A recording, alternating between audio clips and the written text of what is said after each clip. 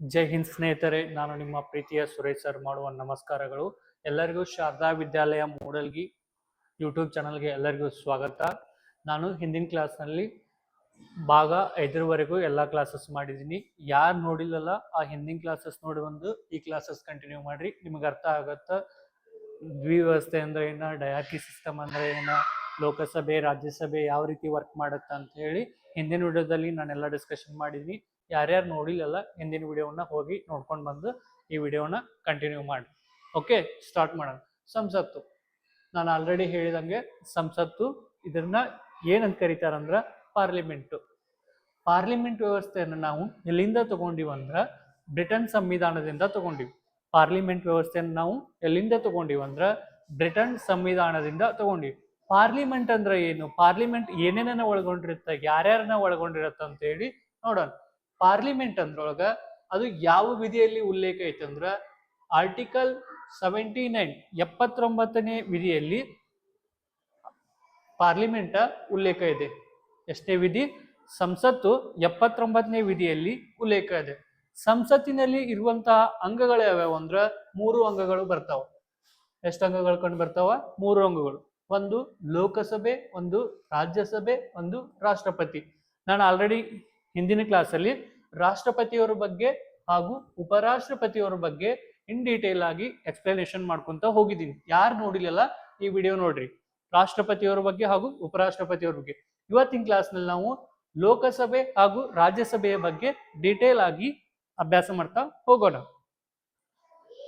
ಈ ರಾಷ್ಟ್ರಪತಿಯವರು ಏನ್ ಮಾಡ್ತಾರ, ಈ ಸಂಸತ್ ಐತಲ್ಲ ಪಾರ್ಲಿಮೆಂಟ್, ಈ ಪಾರ್ಲಿಮೆಂಟಿನ ಅಧಿವೇಶನವನ್ನ ಕರೆಯೋರು ಯಾರಂದ್ರ ರಾಷ್ಟ್ರಪತಿಯವರು. ಯಾರು? ರಾಷ್ಟ್ರಪತಿಯವರು. ಈ ಸಂಸತ್ತಿನ ಈ ಲೋಕಸಭೆ ರಾಜ್ಯಸಭೆ ಇದು ಎರಡೂ ಕೂಡಿ ಹಾಗೂ ರಾಷ್ಟ್ರಪತಿಯನ್ನು ಒಳಗೊಂಡಿದ್ರ ಅದಕ್ಕೇನಂತಾರ ಪಾರ್ಲಿಮೆಂಟ್ ಇರ್ತಾರ. ಈ ಪಾರ್ಲಿಮೆಂಟಿನ ಸಭೆ ಇವ್ರು 3 ಕೂಡಿ ಪಾರ್ಲಿಮೆಂಟಿನ ಸಭೆಯನ್ನ ಯಾರು ಕರೀತಾರ ಅಂದ್ರ ರಾಷ್ಟ್ರಪತಿಯವರು ಕರೀತಾರ. ನಿಮ್ ಎಕ್ಸಾಮ್ದಾಗ ಕೇಳ್ತಾರ ಏನಂತ, ಪಾರ್ಲಿಮೆಂಟ್ ಅಧಿವೇಶನ ಸಂಸತ್ ಅಧಿವೇಶನವನ್ನ ಕರೆಯುವರು ಯಾರಂತ ಹೇಳಿದ್ರ ರಾಷ್ಟ್ರಪತಿಯವರು. ನೆನ್ಪಿಟ್ಕೋರಿ, ಯಾರು? ರಾಷ್ಟ್ರಪತಿಯವರು. ಅದರ ಅಧ್ಯಕ್ಷತೆಯನ್ನು ಯಾರು ವಹಿಸಿರ್ತಾರಂದ್ರ ಸ್ಪೀಕರ್ ಅವರು. ಓಕೆ, ನೆಕ್ಸ್ಟ್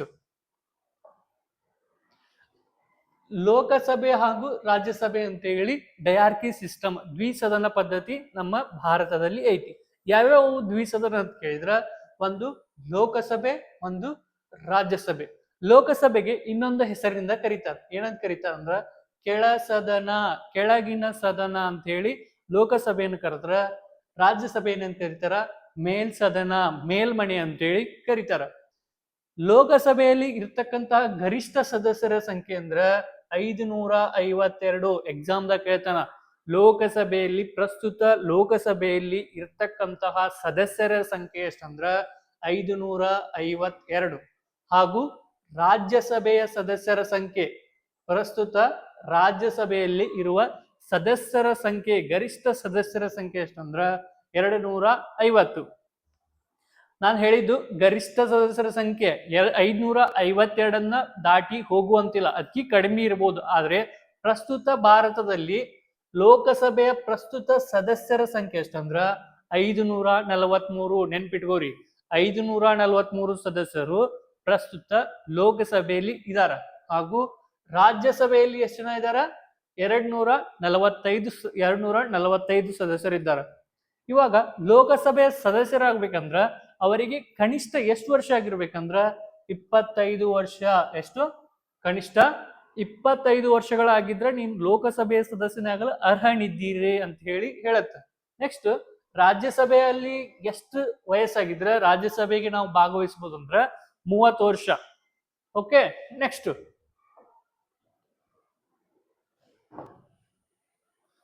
ಈ ಲೋಕಸಭೆಯ ಅವಧಿ ಎಷ್ಟಂದ್ರ ಈ ಲೋಕಸಭೆ ಅವಧಿ 5 ವರ್ಷ. ನೆನ್ಪಿಟ್ಕೋರಿ, ಕೇಳ್ತಾನ ಲೋಕಸಭೆಯ ಅವಧಿ ಎಷ್ಟು ಅಂತ ಕೇಳಿದ್ರ 5 ವರ್ಷ. ಹಾಗೂ ರಾಜ್ಯಸಭೆಯ ಅವಧಿ ಎಷ್ಟಂದ್ರ 6 ವರ್ಷ. ರಾಜ್ಯಸಭೆಯ ಅವಧಿ ಅಂದ್ರ 6 ವರ್ಷ. ತಾತ್ಕಾಲಿಕ ಸದನ, ಲೋಕಸಭೆಯನ್ನ ತಾತ್ಕಾಲಿಕ ಸದನ ಅಂತ ಹೇಳಿ ಕರೀತಾರ. ಇದು ತಾತ್ಕಾಲಿಕ ಸದನ ಅಂದ್ರೆ ಏನು? ಟೆಂಪರರಿ ಹೌಸ್ ಅಂದ್ರೆ ಏನು? ಇವಾಗ ರಾಷ್ಟ್ರಪತಿಯವರು ಪ್ರಧಾನಮಂತ್ರಿಯ ಇಚ್ಛೆಯ ಮೇರೆಗೆ ಅದನ್ನ ಯಾವಾಗೂ ಬೇಕಾದ್ರೆ ತೆಗೆದು ಹಾಕ್ಬೋದು. ಏನ್ ಮಾಡ್ಬೋದು? ರಾಷ್ಟ್ರಪತಿಯವರು ಪ್ರಧಾನಮಂತ್ರಿ ಹಾಗೂ ಸಚಿವ ಸಂಪುಟದ ಸಲಹೆ ಮೇರೆಗೆ ಲೋಕಸಭೆಯನ್ನ ಯಾವಾಗ ಬೇಕಾದರೂ ತೆಗೆದುಹಾಕ್ಬಹುದು. ಇದು ತಾತ್ಕಾಲಿಕವಾಗಿರ್ತದ. ಏನಾಗಿರ್ತದ? ತಾತ್ಕಾಲಿಕವಾಗಿರ್ತದ. ಅದಕ್ಕೇನಂತಾರ? ಟೆಂಪ್ರರಿ ಹೌಸ್, ತಾತ್ಕಾಲಿಕ ಸದನ ಅಂತ ಕರೀತಾರ. ರಾಜ್ಯಸಭೆ ಹಂಗಲ್ಲ. ರಾಜ್ಯಸಭೆ ಹಂಗಲ್ಲ. ನೀವು ಎಷ್ಟೇ ವರ್ಷ ಆದ್ರೂ ಅದ್ರ ತಾತ್ಕಾಲಿಕವಾಗಿರಂಗಿಲ್ಲ. ಏನಾಗಿರುತ್ತ? ಶಾಶ್ವತವಾಗಿರುತ್ತ. ಇದನ್ನ ಡಿಸಾಲ್ವ್ ಮಾಡಕ್ ಬರಂಗಿಲ್ಲ, ಇದನ್ನ ತೆಗೆದು ಹಾಕಕ್ ಬರಂಗಿಲ್ಲ ಅಂತೇಳಿ ನೆನ್ಪಿಟ್ಕೋಬೇಕು. ಮೊದಲು ಏನ್ ಮಾಡ್ತಿದ್ರಂದ್ರ ರಾಷ್ಟ್ರಪತಿಯವರು ಇಬ್ಬರು ಆಂಗ್ಲೋ ಇಂಡಿಯನ್ಗಳನ್ನ, ಎಷ್ಟು ಜನ? ಇಬ್ಬರು ಆಂಗ್ಲೋ ಇಂಡಿಯನ್ನ ಲೋಕಸಭೆಗೆ ಆಯ್ಕೆ ಮಾಡ್ತಿದ್ರು, ನಾಮನಿರ್ದೇಶನ ಮಾಡ್ತಿದ್ರು. 104ನೇ ತಿದ್ದುಪಡಿಯ ಮೂಲಕ ಏನ್ ಮಾಡಿದ್ರು ಅಂದ್ರ ಅದನ್ನ ತೆಗೆದಾಕ್ಯಾರ. ನೆನ್ಪಿಟ್ಕೋರಿ, ಆಂಗ್ಲೋ ಇಂಡಿಯನ್ನರನ್ನ ಲೋಕಸಭೆಗೆ ನಾಮನಿರ್ದೇಶನ ಮಾಡುವ ಪದ್ಧತಿಯನ್ನ ಎಷ್ಟನೇ ವಿಧಿ ಮೂಲಕ ತೆಗೆದು ಹಾಕಿರ ಅಂತೇಳಿ ಎಕ್ಸಾಮ್ದಾಗ ಕೇಳಿದ್ರ 104ನೇ ವಿಧಿ. ಎಷ್ಟು? 104ನೇ ತಿದ್ದುಪಡಿ. ಓಕೆ. ಅದೇ ರೀತಿಯಾಗಿ 12 ಜನ ಪ್ರಸಿದ್ಧ ವ್ಯಕ್ತಿಗಳನ್ನ, ಎಷ್ಟು ಜನ? 12 ಜನ ಪ್ರಸಿದ್ಧ ವ್ಯಕ್ತಿಗಳನ್ನ ನಾಮನಿರ್ದೇಶನ ಯಾವುದಕ್ಕ? ರಾಜ್ಯಸಭೆಗೆ. ಯಾವುದಕ್ಕ? ರಾಜ್ಯಸಭೆಗೆ ನಾಮನಿರ್ದೇಶನ ಮಾಡುವ ಹಕ್ಕಿರುವುದು ರಾಷ್ಟ್ರಪತಿಗೆ. ನೆನ್ಪಿಟ್ಕೋರಿ, ಈ 12 ಜನನ್ನ ಎಲ್ಲಿಗೆ ನಾಮನಿರ್ದೇಶನ ಮಾಡ್ಬೇಕಂದ್ರ ರಾಜ್ಯಸಭೆಗೆ. ಇದನ್ನ ನಾಮನಿರ್ದೇಶನ ಮಾಡುವವರು ಯಾರಂದ್ರ ರಾಷ್ಟ್ರಪತಿಯವರು. ಲೋಕಸಭೆಯ ಮೊದಲ ಸ್ಪೀಕರ್, ಇವಾಗ ಲೋಕಸಭೆದಾಗ ಒಬ್ಬರು ಸ್ಪೀಕರ್ ಇರ್ತಾರ, ನಾನು ರಾಜ್ಯಸಭೆದಾಗ ಒಬ್ಬರು ಸ್ಪೀಕರ್ ಇರ್ತಾರ ಅಂತ ಇದೆ. ರಾಜ್ಯಸಭೆಯ ಸ್ಪೀಕರ್ ಯಾರಾಗಿರ್ತಾರ? ಉಪರಾಷ್ಟ್ರಪತಿಯವರೇ ರಾಜ್ಯಸಭೆಯ ಸ್ಪೀಕರ್ ಆಗಿರ್ತಾರ. ಓಕೆ. ಲೋಕಸಭೆಯ ಸ್ಪೀಕರ್ ಯಾರಾಗಿರ್ತಾರ ಅಂದ್ರ ಮೊದಲ ಅಧಿವೇಶನದಾಗ ಸದಸ್ಯರು ಎಲ್ಲರೂ ಸೇರಿ ಒಬ್ರನ್ನ ಸ್ಪೀಕರ್ ಆಗಿ ನೇಮಕ ಮಾಡ್ತಾರ. ಓಕೆ. ಅದೇ ರೀತಿಯಾಗಿ ನಮ್ಮ ಲೋಕಸಭೆಯ ಮೊದಲ ಸ್ಪೀಕರ್ ಯಾರಂದ್ರ ಗಣೇಶ್ ವಾಸುದೇವ್ ಮಾಳ್ವಂಕರ್. ಯಾರು? ಗಣೇಶ್ ವಾಸುದೇವ್ ಮಾಳ್ವಂಕರ್ ಅವರು ಲೋಕಸಭೆಯ ಮೊದಲ ಸ್ಪೀಕರ್. ಎಕ್ಸಾಮ್ದಾಗ ಕೇಳ್ತಾನ, ಲೋಕಸಭೆಯ ಮೊದಲ ಸ್ಪೀಕರ್ ಯಾರಂತ ಕೇಳಿದ್ರ ಜಿ.ವಿ. ಮಾಳ್ವಂಕರ್. ಯಾರು? ಜಿ.ವಿ. ಮಾಳ್ವಂಕರ್. ರಾಜ್ಯಸಭೆಯ ಮೊದಲ ಅಧ್ಯಕ್ಷರು ಆಲ್ರೆಡಿ ಹೇಳಿದ್ದೀನಿ ನಾನು. ನಮ್ಮ ದೇಶದ ಮೊದಲ ಉಪರಾಷ್ಟ್ರಪತಿ ಯಾರು ಅಂದ್ರ ಸರ್ವಪಲ್ಲಿ ರಾಧಾಕೃಷ್ಣನ್. ಮತ್ತೆ ಹೇಳ್ತಿದ್ದೀನಿ ನಾನು, ಉಪರಾಷ್ಟ್ರಪತಿಯವರೇ ರಾಜ್ಯಸಭೆಯ ಅಧ್ಯಕ್ಷರಾಗಿರ್ತಾರ. ನೆನ್ಪಿಟ್ಕೋರಿ, ಯಾರು? ಸರ್ವಪಲ್ಲಿ ರಾಧಾಕೃಷ್ಣನ್ ಅವರು ರಾಜ್ಯಸಭೆಯ ಮೊದಲ ಅಧ್ಯಕ್ಷರಾಗಿ ಕಾರ್ಯವನ್ನ ನಿರ್ವಹಿಸಿದ್ರು. Okay, clear? ನೆಕ್ಸ್ಟ್ ಮುಖ್ಯ ಅಂಶಗಳು ಆಲ್ರೆಡಿ ಹೇಳಿದೀನಿ ನಾನು. ಉಪರಾಷ್ಟ್ರಪತಿಯವರೇ ರಾಜ್ಯಸಭೆಯ ಅಧ್ಯಕ್ಷರಾಗಿರ್ತಾರ. ಏನಾಗಿರ್ತಾರ? ಉಪರಾಷ್ಟ್ರಪತಿಯವರೇ ರಾಜ್ಯಸಭೆಯ ಅಧ್ಯಕ್ಷರಾಗಿರ್ತಾರ. ಈ 545 ಸದಸ್ಯರು ಇರ್ತಾರ ಅಂತ ಹೇಳಿದ್ನಲ್ಲ, ಎಷ್ಟು ಜನ? ಲೋಕಸಭೆಯಲ್ಲಿ 545 ಜನ ಸದಸ್ಯರು ಇರ್ತಾರಲ್ಲ, ಇದನ್ನ 2026ನೇ ಇಸ್ವಿ ತನಕ ಫಿಕ್ಸ್ ಮಾಡ್ಯಾರ. ಅದು ಆದ್ಮ್ಯಾಗ ಡಿಲಿಮಿಟೇಷನ್ ಕಮಿಷನ್ ಅಂತ ಹೇಳಿ, ಯಾವುದು? ಡಿಲಿಮಿಟೇಷನ್ ಕಮಿಷನ್ ಅಂತ ಹೇಳಿ ಒಂದ್ ಕಮಿಷನ್ ಬರುತ್ತ. ಇದೇನ್ ಮಾಡತ್ತಂದ್ರ ಎಷ್ಟು ಜನ ಲೋಕಸಭಾ ಸದಸ್ಯರು ಇರಬೇಕು, ಯಾವ ಲೋಕಸಭೆಯಲ್ಲಿ ಎಷ್ಟು ಜನ ಇರಬೇಕು ಅಂತ ಹೇಳಿ ಈ ಕಮಿಷನ್ ಮುಖಾಂತರ ಲೋಕಸಭೆಯ ಸದಸ್ಯರ ಸಂಖ್ಯೆಯನ್ನ ಹೆಚ್ಚಿಗೆ ಮಾಡುತ್ತ. ಎಕ್ಸಾಮ್ದಾಗ ಕೇಳ್ತಾನ, ಲೋಕಸಭೆಯ ಸದಸ್ಯರು ಹಾಗೂ ರಾಜ್ಯಸಭೆಯ ಸದಸ್ಯರನ್ನ ನಿರ್ಣಯ ಮಾಡುವ ಕಮಿಟಿ ಯಾವುದಕ್ಕೆ? Delimitation commission. ನೆನ್ಪಿಟ್ಕೋರಿ, ಡಿಲಿಮಿಟೇಷನ್ ಕಮಿಷನ್. ಹಣಕಾಸು ಮಸೂದೆ ಯಾವುದು? Finance bill. ಎಷ್ಟನೇ ವಿಧಿ ಹೇಳತ್ತಂದ್ರ ಹಣಕಾಸು ಮಸೂದೆ 112ನೇ ವಿಧಿ. ಸಂವಿಧಾನದ 112ನೇ ವಿಧಿಯಲ್ಲಿ ಫೈನಾನ್ಸ್ ಬಿಲ್, ಹಣಕಾಸು ಮಸೂದೆಯನ್ನ ಹೇಳ್ತದ. ಇದನ್ನ ಹಣಕಾಸು ಮಸೂದೆ ಅಂದ್ರೆ ಎಲ್ಲಿ ಮಂಡಿಸ್ಬೇಕಂದ್ರ ಪ್ರಥಮವಾಗಿ ಲೋಕಸಭೆಯಲ್ಲಿಯೇ ಮಂಡಿಸ್ಬೇಕು. ಎಲ್ಲಿ? ಲೋಕಸಭೆ. ಒಂದು ಮಸೂದೆ ಹಣಕಾಸು ಮಸೂದೆ ಅಂತ ಹೇಳಿ ಸ್ಪೀಕರ್ ಅವರ ಅಂಕಿತದಿಂದ ಇದು ಹಣಕಾಸು ಮಸೂದೆ ಅಂತ ಪ್ರೂವ್ ಆತಂದ್ರ ಅದನ್ನ ರಾಜ್ಯಸಭೆಯಲ್ಲಿ ಮಂಡಿಸುವಂತಿಲ್ಲ. ಎಲ್ಲಿ ಮಂಡಿಸ್ಬೇಕ? ಲೋಕಸಭೆಯಲ್ಲಿಯೇ ಮಂಡಿಸ್ಬೇಕ. ನಿಮಗೆ ಕೇಳ್ತಾನ ಎಕ್ಸಾಮ್ದಾಗ, ಹಣಕಾಸು ಮಸೂದೆಯನ್ನ ಕೆಳಗಿನ ಯಾವ ಸದನಗಳಲ್ಲಿ ಮೊದಲು ಮಂಡಿಸಬೇಕು ಅಂತ ಕೇಳಿದಾನ. ಆಪ್ಷನ್ ಎ ರಾಜ್ಯಸಭೆ ಕೊಟ್ಟಿರ್ತಾನ, ಆಪ್ಷನ್ ಬಿ ಲೋಕಸಭೆ ಕೊಟ್ಟಿರ್ತಾನ, ಆಪ್ಷನ್ ಬಿ ಯಾವುದಾದ್ರೂ ಒಂದು ಸದನ ಕೊಟ್ಟಿರ್ತಾನ, ಮೇಲಿನ ಯಾವುದೂ ಅಲ್ಲ ಅಂತ ಕೊಟ್ಟಿರ್ತಾನ. ಯಾವ್ದ್ರಲ್ಲಿ? ಲೋಕಸಭೆಯಲ್ಲಿ ಮೊದಲು ಮಂಡಿಸಬೇಕು. ಓಕೆ, ನೆಕ್ಸ್ಟ್ ರಾಜ್ಯಸಭೆಗೆ ಹಣಕಾಸು ಮಸೂದೆಗೆ ಅಂತಿಮವಾಗಿ ಅಂದ್ರ ಈಗ ಲೋಕಸಭೆಯಲ್ಲಿ ನೀವು ಹಣಕಾಸು ಮಸೂದೆಯನ್ನ ಮಂಡಿಸ್ತೀರಿ, ಹಂಗ ರಾಜ್ಯಸಭೆ ಒಳಗ ಮಂಡಿಸಿದ್ರ ಅಂದ್ರ ಅವ್ರಿಗೆ ಏನ್ ಟೈಮ್ ಇರತ್ತಂದ್ರ 14 ದಿನ ಟೈಮ್ ಅವರು ಕರೆಕ್ಷನ್ ಮಾಡಿರ್ಬೇಕು. ಇದರಲ್ಲಿ ಏನಾದ್ರು ತಿದ್ದುಪಡಿಗಳಿದ್ರ, ಯಾವ್ಯಾವ ವಿಷಯಕ್ಕೆ ಏನಾದರೂ ಅಮೌಂಟ್ ಹೆಚ್ಚು ಕಮ್ಮಿ ಆಗಿದ್ರ ಅವನ್ನ ತಿದ್ದುಪಡಿ ಮಾಡಿ ಹೇಳುವುದು ರಾಜ್ಯಸಭೆಯ ಕರ್ತವ್ಯ ಆಗಿರುತ್ತ. ಆದ್ರ ರಾಜ್ಯಸಭೆ ಹೇಳಿರ್ತಕ್ಕಂಥ ಎಲ್ಲಾ ವಿಷಯಗಳನ್ನ ಇವರು ಸರಿ ಮಾಡ್ಕೋಬೇಕಂತ ಏನಿಲ್ಲ. ಅವ್ರು 14 ದಿನವರೆಗೂ ಕರೆಕ್ಷನ್ ಮಾಡಿ ಇಟ್ಕೋಬಹುದು. ಒಂದ್ ವೇಳೆ 14 ದಿನ ಆದ್ಮೇಲೂ ಅವ್ರು ಏನಾರ ಅಂಕಿತ ನೀಡ್ಲಿಲ್ಲ ಅಂದ್ರ, ಒಪ್ಪಿಗೆ ಕೊಡ್ಲಿಲ್ಲ ಅಂದ್ರ ರಾಜ್ಯಸಭೆ ಸದಸ್ಯರು, ಅವಾಗ ಏನಾಕೈತೆ ಅಂದ್ರ ಇವರು ಅಲ್ಲಿ ಮಠ ವೇಟ್ ಮಾಡಿ ನೆಕ್ಸ್ಟ್ ಒಪ್ಪಿಗೆ ಇದೆ ಅಂತ ಹೇಳಿ ಇದನ್ನ ನೆಕ್ಸ್ಟ್ ರಾಷ್ಟ್ರಪತಿ ಅಂಕಿತಕ್ಕ ಕಳಿಸ್ತಾರ. ಅಂದ್ರ ರಾಜ್ಯಸಭೆಗೆ 14 ದಿನಗಳು ಮಾತ್ರ ತಡೆ ಹಿಡಿಯುವ ಶಕ್ತಿ ಐತಿ. ಇವಾಗ ಹಣಕಾಸು ಮಸೂದೆಯನ್ನ ರಾಜ್ಯಸಭೆಯಲ್ಲಿ 14 ದಿನಗಳವರೆಗೆ ಮಾತ್ರ ತಡೆ ಹಿಡಿಯುವ ಶಕ್ತಿ ಐತಿ. ಯಾವುದೇ ರೀತಿ ಅದನ್ನ ತಡೆ ಹಿಡಿಯುವ ಶಕ್ತಿ ಇಲ್ಲ. ನೆಕ್ಸ್ಟ್ ಆರ್ಡಿನೆನ್ಸ್ ಬಿಲ್, ಸಾಮಾನ್ಯ ಮಸೂದೆಗಳು. ಸಾಮಾನ್ಯ ಮಸೂದೆಗಳ ಮೇಲೆ ಈಗ ನಾನು ಹೇಳಿದೆ 112ನೇ ವಿಧಿ ಮುಖಾಂತರ ಹಣಕಾಸು ಮಸೂದೆಯನ್ನ ಲೋಕಸಭೆಯಲ್ಲಿಯೇ ಮಂಡಿಸ್ಬೇಕಂತೆ. ಆದ್ರ ಸಾಮಾನ್ಯ ಮಸೂದೆಯನ್ನ ಯಾವ ಸದನದಲ್ಲಾದರೂ ಮಂಡಿಸಬಹುದು. ಈಗ ಲೋಕಸಭೆಯಲ್ಲಾದ್ರೂ ಮಂಡಿಸಬಹುದು, ರಾಜ್ಯಸಭೆಯಲ್ಲಾದ್ರೂ ಮಂಡಿಸಬಹುದು. ನೆನ್ಪಿಟ್ಕೋರಿ. ಮೇನ್ ಫೈನಾನ್ಸ್ ಬಿಲ್, ಹಣಕಾಸು ಮಸೂದೆ. ಹಣಕಾಸು ಮಸೂದೆಯನ್ನ ಯಾವ ಸದನದಲ್ಲಾದ್ರೂ ಮಂಡಿಸಕ್ ಬರಂಗಿಲ್ಲ, ಲೋಕಸಭೆಯಲ್ಲಿಯೇ ಮಂಡಿಸ್ಬೇಕು. ಒಂದು ವೇಳೆ ಸಾಮಾನ್ಯ ಮಸೂದೆಯಲ್ಲಿ ವಿವಾದ ಉಂಟಾದರೆ, ಇವಾಗ ಸಾಮಾನ್ಯ ಮಸೂದೆಯಲ್ಲಿ ವಿವಾದ ಉಂಟಾದ್ರ 108ನೇ ವಿಧಿಯ ಪ್ರಕಾರ ಜಂಟಿ ಅಧಿವೇಶನವನ್ನ ಕರಿಬಹುದು. ಏನ್ ಮಾಡ್ಬೋದು? ಜಂಟಿ ಅಧಿವೇಶನವನ್ನ ಕರಿಬಹುದು. ನೆನ್ಪಿಟ್ಕೋರಿ. ಜಂಟಿ ಅಧಿವೇಶನವನ್ನ ಕರೆಯುವವರು ಯಾರಂದ್ರ ರಾಷ್ಟ್ರಪತಿಯವರು.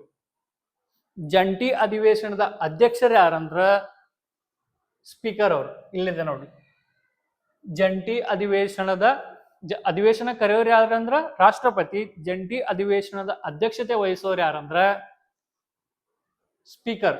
ಓಕೆ, ಈ 108ನೇ ವಿಧಿ ಜಂಟಿ ಅಧಿವೇಶನದ ಬಗ್ಗೆ ಹೇಳುತ್ತೆ. ಜಂಟಿ ಅಧಿವೇಶನವನ್ನ ನಾವು ಯಾವ ದೇಶದಿಂದ ಎರವಲು ಪಡ್ಕೊಂಡಿವಿ? ನಾನು ಆಲ್ರೆಡಿ ಹೇಳಿದೀನಿ, ಎರವಲು ಸಂವಿಧಾನದಿಂದ. ಯಾವ ದೇಶದಿಂದ ಎರವಲನ್ನು ಪಡ್ಕೊಂಡಿವಿ ಅಂದ್ರ ಆಸ್ಟ್ರೇಲಿಯಾ ಸಂವಿಧಾನದಿಂದ. ನೆನ್ಪಿಟ್ಕೋರಿ. ಜಂಟಿ ಅಧಿವೇಶನವನ್ನ ನಾವು ಆಸ್ಟ್ರೇಲಿಯಾ ಸಂವಿಧಾನದಿಂದ ಎರವಲನ್ನ ಪಡೆದುಕೊಂಡಿವಿ. ಓಕೆ, ನೆಕ್ಸ್ಟ್ ಮೊದಲ ಲೋಕಸಭೆಯ ಸ್ಪೀಕರ್. ಆಲ್ರೆಡಿ ಹೇಳಿದ್ದೀನಿ, ಜಿ.ವಿ. ಮಾಳವಂಕರ್ ಅವರು ಮೊದಲ ಲೋಕಸಭೆಯ ಸ್ಪೀಕರ್ ಆಗಿ ಕಾರ್ಯವನ್ನ ನಿರ್ವಹಿಸಿದ್ರು. ಲೋಕಸಭೆಯ ಉಪ ಸ್ಪೀಕರ್ ಅನಂತಶಯನ ನಾರಾಯಣಂ ಅಯ್ಯಂಗಾರ್ ಅವರು. ಅನಂತಶಯನ ನಾರಾಯಣ ಅವರು ಮೊದಲ ಲೋಕಸಭೆಯ ಉಪ ಸ್ಪೀಕರ್. ಯಾರು? ಲೋಕಸಭೆಯ ಉಪ ಸ್ಪೀಕರ್. ಮೊದಲ ಲೋಕಸಭೆ ಚುನಾವಣೆ ಯಾವಾಗ ನಡೀತು? ಮೊದಲ ಲೋಕಸಭೆಯ ಚುನಾವಣೆ ಯಾವಾಗ ನಡೀತಂದ್ರ 1951 ಹಾಗೂ 52ರಲ್ಲಿ ಮೊದಲ ಲೋಕಸಭೆ ಸಾರ್ವತ್ರಿಕ ಚುನಾವಣೆ. ನಾವು 5 ವರ್ಷಕ್ಕೊಮ್ಮೆ ವೋಟ್ ಹಾಕ್ತಿವಲ್ಲ, ಈಗ ಮೋದಿ ಎಲೆಕ್ಷನ್ ಅಂತೀವಲ್ಲ, ಆ ಎಲೆಕ್ಷನ್ ನಡೆದ್ ಯಾವಾಗ ಅಂದ್ರೆ ಫಸ್ಟ್ 1951 ಹಾಗೂ 52ರಲ್ಲಿ. ಮೊದಲ ಅಧಿವೇಶನ ಯಾವಾಗ ನಡೀತಂದ್ರ ಮೇ 13, 1952. ಕೇಳಿದಾನ, ವೆರಿ ವೆರಿ ಇಂಪಾರ್ಟೆಂಟ್. ಇದಕ್ಕೆ ಸ್ಟಾರ್ ಮಾರ್ಕ್ ಹಾಕೋರಿ. ಲೋಕಸಭೆಯ ಮೊದಲ ಅಧಿವೇಶನ ನಡೆದಿದ್ದು ಯಾವಾಗ ಅಂದ್ರ ಮೇ 13, 1952. ಓಕೆ, ನೆಕ್ಸ್ಟ್ ಲೋಕಸಭೆಯ ಕಾಲಮಾನ. ಲೋಕಸಭೆ ಈಗ ಬಜೆಟ್, ಇದು ಲೋಕಸಭೆ ಅಧಿವೇಶನ ನಡೀತೈತಿ, ಅದು ಯಾವ ರೀತಿಯಾಗಿ ನಡೀತ ಅಂತೇಳಿ ಡಿಸ್ಕಷನ್ ಮಾಡೋಣ. ಬೆಳಗ್ಗೆ 11 ಗಂಟೆಯಿಂದ 1 ಗಂಟೆವರೆಗೆ, ಮಧ್ಯಾಹ್ನ 2 ರಿಂದ 6 ಗಂಟೆವರೆಗೆ 2 ಸೆಷನ್ದಾಗ ನಡೀತೈತಿ. 11 ಗಂಟೆಯಿಂದ 2 ಗಂಟೆಗೊಮ್ಮೆ ನಡೀತೈತಿ, 2 ರಿಂದ 6 ಗಂಟೆವರೆಗೂ ನಡೀತೈತಿ. ವರ್ಷದಲ್ಲಿ 3 ಅಧಿವೇಶನಗಳು ನಡೀತಾವ. ನಾ ಹೇಳಿದೆ, ಅಧಿವೇಶನವನ್ನ ಕರೆಯೋರು ಯಾರಂದ್ರ ರಾಷ್ಟ್ರಪತಿ. ಆ 3 ಅಧಿವೇಶನಗಳು ಯಾವ್ಯಾವ ಅಂದ್ರ, ಒಂದು ಬಜೆಟ್ ಅಧಿವೇಶನ. ಯಾವುದು? ಮೊದಲು ಬಜೆಟ್ ಅಧಿವೇಶನ. ಇವಾಗ ಬಜೆಟ್ ಮಾಡ್ತಾರಲ್ಲ, ಫೆಬ್ರವರಿ ತಿಂಗಳ ಬಜೆಟ್ ಮಾಡ್ತಾರಲ್ಲ, ಅದು ಫೆಬ್ರವರಿಯಿಂದ ಮೇ ವರೆಗೆ ನಡೀತೈತಿ ಬಜೆಟ್ ಅಧಿವೇಶನ. ಮಳೆಯ ಅಧಿವೇಶನ ಇದನ್ನೇನಂತಾರ? ಮುಂಗಾರು ಅಧಿವೇಶನ ಅಂತ ಕರೀತಾರ. ಈಗ ಸದ್ಯದಾಗ ಚಾಲು ಆಗ್ತೈತಿ. ಮೇ ಬಿ ಆಗಸ್ಟ್ ರಿಂದ ಸ್ಟಾರ್ಟ್ ಆಗಿ ಸೆಪ್ಟೆಂಬರ್ ವರೆಗೂ ಬರುತ್ತ. ಯಾವುದು? ಜುಲೈ ಸೆಪ್ಟೆಂಬರ್ ವರೆಗೂ ಬರುತ್ತ. ಓಕೆ, ಇದು ಮುಂಗಾರು ಅಧಿವೇಶನ ಅಂತ ಕರಿತೀವಿ. ಚಳಿಗಾಲ ಅಧಿವೇಶನ. ಚಳಿಗಾಲ ಅಧಿವೇಶನ ಎಲ್ಲಿ ನಡೀತೈತಿ ಯಾವಾಗ ಅಂದ್ರ ನವೆಂಬರ್ದಿಂದ ಡಿಸೆಂಬರ್ ವರೆಗೆ. ಯಾವಾಗ? ನವೆಂಬರ್ದಿಂದ ಡಿಸೆಂಬರ್. ನಾನೊಂದು ಕ್ವಶನ್ ಕೇಳ್ತೀನಿ, ನಮ್ ಕರ್ನಾಟಕದಾಗ ಚಳಿಗಾಲದ ಅಧಿವೇಶನ ಎಲ್ಲಿ ನಡಿತೈತಿಪ್ಪ ಅಂತಂದ್ರ ಎಲ್ಲಿ ನಡಿತೈತಿ? ಬೆಳಗಾಂದಾಗ ನಡಿತೈತಿ. ಕರ್ನಾಟಕದಾಗ ಚಳಿಗಾಲದ ಅಧಿವೇಶನ ಎಲ್ಲಿ ನಡಿತೈತಿ ಅಂದ್ರ ಬೆಳಗಾಂದಾಗ ನಡಿತೈತಿ. ಎಲ್ಲೇ? ಬೆಳಗಾಂದಾಗ ನಡಿತೈತಿ, ನೆನ್ಪಿಟ್ಕೋರಿ. ಓಕೆ, ನೆಕ್ಸ್ಟ್ ಸದಸ್ಯರ ಭಾಗವಹಿಸುವಿಕೆ. ಈಗ ಲೋಕಸಭೆಗೆ ಸದಸ್ಯರು ಹೆಂಗ್ ಭಾಗವಹಿಸ್ತಾರ? ಯಾವಾಗ ರಾಜ್ಯಸಭೆ ಸದಸ್ಯನಾಗಿರ್ತಾನ, ಅವ್ನು ಲೋಕಸಭೆ ಸದಸ್ಯನಾಗಿರ್ತಾನ, ಅವಾಗ ಯಾವ ಹುದ್ದೆಯನ್ನ ಬಿಡಬೇಕ? ಈಗ ಕುಮಾರಸ್ವಾಮಿ ಅವರು MLA ಎಲೆಕ್ಷನ್ ನಿಂತಿದ್ರು, ಆಲ್ರೆಡಿ MLA ಇದ್ರು, ಅವ್ರು MLA ಇದ್ಕೊಂಡು MP ಎಲೆಕ್ಷನ್ ಕೊಂಡು ನಿಂತ್ರು, MP ಎಲೆಕ್ಷನ್ದಾಗ ನಿಂತು ಗೆದ್ರು. ಅವಾಗ ಯಾವ ಹುದ್ದೆ ಬಿಡ್ಬೇಕು ಅವರು? ಯಾವ ಹುದ್ದೆ ಬಿಡ್ಲಿಕ್ಕಂದ್ರೆ ಆಟೋಮೆಟಿಕ್ ಯಾವ ಹುದ್ದೆ ಕ್ಯಾನ್ಸಲ್ ಆಗತ್ತ ಅಂತ ಹೇಳಿ ಡಿಸ್ಕಷನ್ ಮಾಡೋಣ. MP ಸ್ಥಾನದಲ್ಲಿ ಇದ್ದವರು 60 ದಿನ ಗೈರು ಹಾಜರಾದರೆ, ನೆನ್ಪಿಟ್ಕೋರಿ, ಎಷ್ಟು ದಿನ? ಇವಾಗ ಬಜೆಟ್ಗೆ 60 ದಿನ ಗೈರು ಹಾಜರಾದರೆ ಅವ್ರದ್ದೇನು ಸದಸ್ಯತ್ವ ರದ್ದಾಗ್ತೈತಿ. ಏನಾಗತ್ತ? ಸದಸ್ಯತ್ವ ರದ್ದಾಗ್ತೈತಿ. MP ಅವರು ಮೆಂಬರ್ ಆಫ್ ಪಾರ್ಲಿಮೆಂಟ್ ಅಂತಾರ MP ಅಂದ್ರ. ವ್ಯಕ್ತಿಯೊಬ್ಬರು ಲೋಕಸಭೆ ರಾಜ್ಯಸಭೆಗೆ ಆಯ್ಕೆ ಆದರೆ 10 ದಿನಗಳ ಒಳಗಾಗಿ, ನೆನ್ಪಿಟ್ಕೋರಿ, ಎಷ್ಟು? 10 ದಿನಗಳ ಒಳಗಾಗಿ ಒಂದು ಸ್ಥಾನವನ್ನ ಆಯ್ಕೆ ಮಾಡಬೇಕು. ಒಂದು ಸ್ಥಾನವನ್ನ ಲೋಕಸಭೆಯರ ಆಯ್ಕೆ ಮಾಡಬೇಕು, ಇಲ್ಲಾಂದ್ರೆ ರಾಜ್ಯಸಭೆಯನ್ನರ ಆಯ್ಕೆ ಮಾಡಬೇಕು. ಒಂದ್ ವೇಳೆ ನೀವು ಯಾವುದೇ ಸ್ಥಾನವನ್ನ ಆಯ್ಕೆ ಮಾಡದಿದ್ರ ರಾಜ್ಯಸಭಾ ಸ್ಥಾನ, ಯಾವುದು? ರಾಜ್ಯಸಭಾ ಸ್ಥಾನ ಖಾಲಿ ಆಕೈತಿ. ನೀವು ಲೋಕಸಭೆಯ ಸದಸ್ಯರು ಹೌದು, ರಾಜ್ಯಸಭೆಯ ಸದಸ್ಯರು ಹೌದು. ಇವೆರಡು ಎಟ್ ಎ ಟೈಮ್ ನಿಮ್ ಕಡೆ ಇದ್ದಾಗ ನೀವು ಯಾವುದೇ ಡಿಸಿಷನ್ ತಗೊಳ್ಳಿಲ್ಲ, ನಾನು ಲೋಕಸಭೆಗೂ ಹೋಗಲ್ಲ ರಾಜ್ಯಸಭೆಗೂ ಹೋಗಲ್ಲ ಅಂದ್ರ ರಾಜ್ಯಸಭೆಯ ಸ್ಥಾನ ಖಾಲಿ ಆಗತ್ತ. ನೆನ್ಪಿಟ್ಕೋರಿ, ಎಕ್ಸಾಮ್ದಾಗ ಕೇಳ್ತಾನ. ಓಕೆ, ಸಂಸತ್ತಿನ ಸದಸ್ಯರು ರಾಜ್ಯ ವಿಧಾನಸಭೆಯಲ್ಲಿ, ಯಾವಾಗ? ರಾಜ್ಯ ವಿಧಾನಸಭೆಯಲ್ಲಿ ಸದಸ್ಯರಾಗಿದ್ದರೆ ಹಾಗೂ ಅದಕ್ಕೆ ರಾಜೀನಾಮೆಯನ್ನ ನೀಡಲಿಲ್ಲ. ಇವಾಗ MP ಆಗಿರ್ತಾರ, ರಾಜ್ಯ ವಿಧಾನಸಭೆಯಲ್ಲೂ ಇರ್ತಾರ. ಒಂದ್ ವೇಳೆ ಯಾವುದಕ್ಕೂ ನೀವು ರಾಜೀನಾಮೆಯನ್ನ ಕೊಡ್ದಿದ್ರ 14 ದಿನಗಳಲ್ಲಿ ರಾಜೀನಾಮೆಯನ್ನ ಕೊಡದಿದ್ರ ಸಂಸತ್ ಸ್ಥಾನ, ಮೆಂಬರ್ ಆಫ್ ಪಾರ್ಲಿಮೆಂಟ್, MP ಸ್ಥಾನ ಖಾಲಿ ಆಕೈತಿ. MLA ದಲ್ಲ, ಯಾವುದು? MP ಸ್ಥಾನ ಖಾಲಿ ಆಕೈತಿ. ಓಕೆ, ನೆಕ್ಸ್ಟ್ ಇವಾಗ ಎರಡೆರಡು ಕ್ಷೇತ್ರದಿಂದ ಎಲೆಕ್ಷನ್ ನಿಂತಿರ್ತಾರ. ಇವಾಗ ರಾಹುಲ್ ಗಾಂಧಿ ಅವ್ರು ಏನ್ ಮಾಡಿದ್ರು? ಕೇರಳ ರಾಜ್ಯದಿಂದ ನಿಂತಿದ್ರು, ನೆಕ್ಸ್ಟ್ ಅಮೇಠಿಯಿಂದ ನಿಂತಿದ್ರು. ಈ ಎರಡೆರಡು ರಾಜ್ಯಗಳ ಒಳಗ ಎಲೆಕ್ಷನ್ ನಿಂತಿರ್ತಾರೆ. ಎರಡು ಎಲೆಕ್ಷನ್ದಾಗ ಏನದು ಎರಡು ಇದ್ರಾಗು ಗೆದ್ದು ಬಂದ್ರ, ಎರಡು ಕ್ಷೇತ್ರದಲ್ಲಿ ಗೆದ್ದು ಬಂದ್ರ ಏನ್ ಮಾಡ್ತಾರ? 10 ದಿನಗಳ ಒಳಗಾಗಿ ಯಾವುದರ ಒಂದು ಕ್ಷೇತ್ರಕ್ಕ ರಾಜೀನಾಮೆ ನೀಡಬೇಕು. ಎರಡು ಕ್ಷೇತ್ರದಾಗ ಗೆದ್ದು ಬಂದ್ರ ಯಾವುದರ ಒಂದು ಕ್ಷೇತ್ರಕ್ಕ ರಾಜೀನಾಮೆಯನ್ನ ನೀಡ್ಬಿಟ್ರ ಅದು ಒಂದು ಕ್ಷೇತ್ರಕ್ಕ ಆಯ್ಕೆ ಆಗ್ತಾರ. ನೆಕ್ಸ್ಟ್ 5ನೇ ಲೋಕಸಭೆ ಅತಿ ದೀರ್ಘಾವಧಿಯ ಲೋಕಸಭಾ. ಇವಾಗ 5ನೇ ಲೋಕಸಭೆ ಅತಿ ದೀರ್ಘಾವಧಿಯ ಲೋಕಸಭಾ. ಇವಾಗ PM ಯಾರಾಗಿದ್ರ ಅಂದ್ರ ಇಂದಿರಾ ಗಾಂಧಿ ಮೇಡಮ್ ಅವರು. ಯಾರು? ಶ್ರೀಮತಿ ಇಂದಿರಾ ಗಾಂಧಿ ಅವರು 5ನೇ ಲೋಕಸಭಾದಲ್ಲಿ ಪ್ರೈಮ್ ಮಿನಿಸ್ಟರ್ ಆಗಿದ್ರು. ಯಾಕೆ ಇದು ದೊಡ್ಡದು ಅಂದ್ರ ತುರ್ತು ಪರಿಸ್ಥಿತಿ ಸ್ಟಾರ್ಟ್ ಆಯ್ತು 1976ರಾಗ ತುರ್ತು ಪರಿಸ್ಥಿತಿ ಸ್ಟಾರ್ಟ್ ಆದ ಕಾರಣದಿಂದ, ರಾಷ್ಟ್ರೀಯ ತುರ್ತು ಪರಿಸ್ಥಿತಿ ಸ್ಟಾರ್ಟ್ ಆದ್ರಿಂದ, ಈ ಪರಿಸ್ಥಿತಿಯನ್ನ ಸ್ಟಾರ್ಟ್ ಆದ್ರಿಂದ ಏನ್ ಮಾಡಿದ್ರು? ಲೋಕಸಭೆಯ ಅವಧಿಯನ್ನ 1 ವರ್ಷಕ್ಕೆ ಎಕ್ಸ್ಟೆಂಡ್ ಮಾಡ್ತಾರ. 1 ವರ್ಷಕ್ಕ 5 ವರ್ಷದಿರ್ತಕ್ಕಂತ ಅವಧಿಯನ್ನ 1 ವರ್ಷ ಎಕ್ಸ್ಟೆಂಡ್ ಮಾಡಿ 6 ವರ್ಷಕ್ಕೆ ಮಾಡ್ತಾರ. ಇದು ಎಷ್ಟನೇ ಲೋಕಸಭೆ ಅಂದ್ರ 5ನೇ ಲೋಕಸಭೆ. ನೆನ್ಪಿಟ್ಕೋರಿ, ಎಕ್ಸಾಮ್ದಾಗ ಕೇಳ್ತಾನ.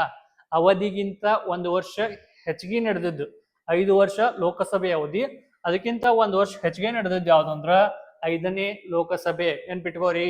ಓಕೆ, ಲೋಕಸಭೆಯ ಸ್ಥಾನಗಳು ಹಾಗೂ ಮೀಸಲು. ಈ ಲೋಕಸಭೆಯ ಸ್ಥಾನಗಳು 545 ಸ್ಥಾನಗಳು ಅಂತ ಹೇಳಿದೆ. ಅದ್ರೊಳಗ 84 ಸ್ಥಾನಗಳನ್ನ ಯಾರಿಗೆ ಕೊಡ್ತಾರ? ಪರಿಶಿಷ್ಟ ಜಾತಿ, schedule tribes, schedule costs, SC. 47 ಸ್ಥಾನಗಳನ್ನ ಯಾರಿಗೆ ಕೊಟ್ಟಿರ್ತಾರ ಅಂದ್ರ ಪರಿಶಿಷ್ಟ ಪಂಗಡ, ST. ಯಾರಿಗೆ? ST. ಓಕೆ, ಸ್ಪೀಕರ್ ಹುದ್ದೆಗೆ ಸದಸ್ಯರಿಂದನೇ ಆಯ್ಕೆ ಮಾಡ್ತಾರ. ನಾನು ಹೇಳಿದೆ, ಇವಾಗ ಎಲೆಕ್ಷನ್ ಗೆದ್ದು ಬಂದು ನೀವು ಹೊಸ ಸರ್ಕಾರವನ್ನ ರಚನೆ ಮಾಡಿದ್ಮ್ಯಾಗ ನೀವು ಅಧಿವೇಶನಕ್ಕೆ ಹೋಗ್ತಿರ್ತಾರ. ಮೊದಲ ಅಧಿವೇಶನ, ವರ್ಷದ ಮೊದಲ ಅಧಿವೇಶನಕ್ಕೆ ಹೋಗ್ತಿರ್ತಾರ. ಆ ಹೋಗ್ಬೇಕಾದ್ರ ತಮ್ಮಲ್ಲಿ ಇರ್ತಕ್ಕಂತಹ ಎಲ್ಲಾ ಜನರಲ್ಲಿ ಒಬ್ಬನ್ನ ಸದಸ್ಯರೇ 543 ಸದಸ್ಯರೇ ಸೇರಿ ಏನ್ ಮಾಡ್ಬೇಕು, ಒಬ್ಬ ಸ್ಪೀಕರ್ ಅನ್ನ ಆಯ್ಕೆ ಮಾಡ್ಬೇಕು. ಯಾರು, ಒಬ್ಬ ಸ್ಪೀಕರ್ ಅನ್ನ ಆಯ್ಕೆ ಮಾಡ್ಬೇಕು. ಇವಾಗ ಪ್ರಸ್ತುತ ಸ್ಪೀಕರ್ ಯಾರ್ದಾರ ಅಂದ್ರ ಓಂ ಬಿರ್ಲಾ. ಯಾರು ಯಾರಿದಾರ ಅಂದ್ರ ಓಂ ಬಿರ್ಲಾ. ಓಂ ಬಿರ್ಲಾ ಅವರು ಪ್ರಸ್ತುತ ಸ್ಪೀಕರ್ ಇದ್ದಾರೆ, ನೆನ್ಪಿಟ್ಕೋರಿ. ಪ್ರಸ್ತುತ ಭಾರತ ದೇಶದ ಸ್ಪೀಕರ್ ಯಾರಿದಾರ ಅಂದ್ರ ಓಂ ಬಿರ್ಲಾ. ಓಕೆ. ಸ್ಪೀಕರ್ ಮತ್ತು ಉಪ ಸ್ಪೀಕರ್ ಪರಸ್ಪರ ರಾಜೀನಾಮೆಯನ್ನ ನೀಡ್ತಿರ್ತಾರೆ. ಇವಾಗ ಸ್ಪೀಕರ್ ರಾಜೀನಾಮೆ ಯಾರಿಗ್ ನೀಡ್ಬೇಕಂದ್ರ ಉಪ ಸ್ಪೀಕರ್ ನೀಡಬೇಕು. ಉಪ ಸ್ಪೀಕರ್ ರಾಜೀನಾಮೆಯನ್ನ ಯಾರಿಗ್ ನೀಡ್ಬೇಕಂದ್ರ ಸ್ಪೀಕರ್ ಅವ್ರಿಗೆ ನೀಡ್ಬೇಕು. ಕೋರಂ ಅಂದ್ರ ಏನ ಕೋರಂ ಅಂದ್ರ ಇವಾಗ ಅಟೆಂಡೆನ್ಸ್. ನೀವು ಒಂದು ಕ್ಲಾಸ್ನಾಗ ಕುಂತೀರಿ, ಎಷ್ಟು ಜನ ಇದ್ರ ಪಾಠ ಮಾಡ್ಬೇಕು, ಎಷ್ಟು ಜನ ಇದ್ರ ಕ್ಲಾಸ್ ನಡೆಸ್ಬೇಕನ್ನೋಂಗ. ಈಗ ಸಂಸತ್ ಅಧಿವೇಶನ ನಡಿಬೇಕಂದ್ರ ಆ ಸಂಸತ್ನಾಗ ಎಷ್ಟು ಜನ ಪಾಲ್ಗೊಂಡ್ರ ಸಂಸತ್ ನಡೆಯುತ್ತ. ಅದಕ್ಕಿಂತ ಕಡಿಮೆ ಜನ ಭಾಗವಹಿಸಿದ್ರ ಆ ಸಂಸತ್ ನಡೆಯಂಗಿಲ್ಲ. ಎಷ್ಟು ಅಂದ್ರ 1/10. 550 ಜನ ಅದಾರ ಅನ್ಕೋರಿ. 550 ಜನದಾಗ 1/10 ಅಂದ್ರ ಎಷ್ಟು, 55 ಜನ ಆದ್ರೂ ಮಿನಿಮಮ್ ಅಧಿವೇಶನದಾಗ ಪ್ರೆಸೆಂಟ್ ಇದ್ರ ಮಾತ್ರ, ಹಾಜರಾತಿ 55 ಜನ ಭಾಗಿ ಇದ್ರ ಮಾತ್ರ ಅಧಿವೇಶನ ನಡೆಯುತ್ತ. ಅದಕ್ಕೇನಂತಾರ ಕೋರಂ ಅಂತೇಳಿ ಕರೀತಾರ. ಓಕೆ. ನೆಕ್ಸ್ಟ್, ಲೋಕಸಭೆಯ ಸದಸ್ಯರ ಅಂಕಿಅಂಶಗಳು. ಪ್ರಾರಂಭದಲ್ಲಿ ಏನಿತ್ತು, ನಾವೀಗ 552 ಐತಿ ಅಂತ ಹೇಳಿದ್ವಿ. ಲೋಕಸಭೆಯ ಸದಸ್ಯರ ಸಂಖ್ಯೆ ಗರಿಷ್ಠ 552 ಐತಿ. ಪ್ರಸ್ತುತವಾಗಿ 543 ಜನ ಲೋಕಸಭೆಯಲ್ಲಿ ಇದಾರ. ಮೊದಲು ಎಷ್ಟಿತ್ತು ಅಂದ್ರೆ ಇದು 500 ಇತ್ತು. ಮೊದಲು ಎಷ್ಟಿತ್ತು, 500 ಇತ್ತು. 530 ಜನರು ಈಗ ಎಷ್ಟಿದಾರ ಅಂದ್ರ 530 ಜನರು ರಾಜ್ಯ ಪ್ರತಿನಿಧಿಗಳದಾರ. 530 ಜನರು ರಾಜ್ಯ ಪ್ರತಿನಿಧಿಗಳದಾರ. ನಾ ಒಂದ್ ಕ್ವಶನ್ ಕೇಳ್ತೀನಿ.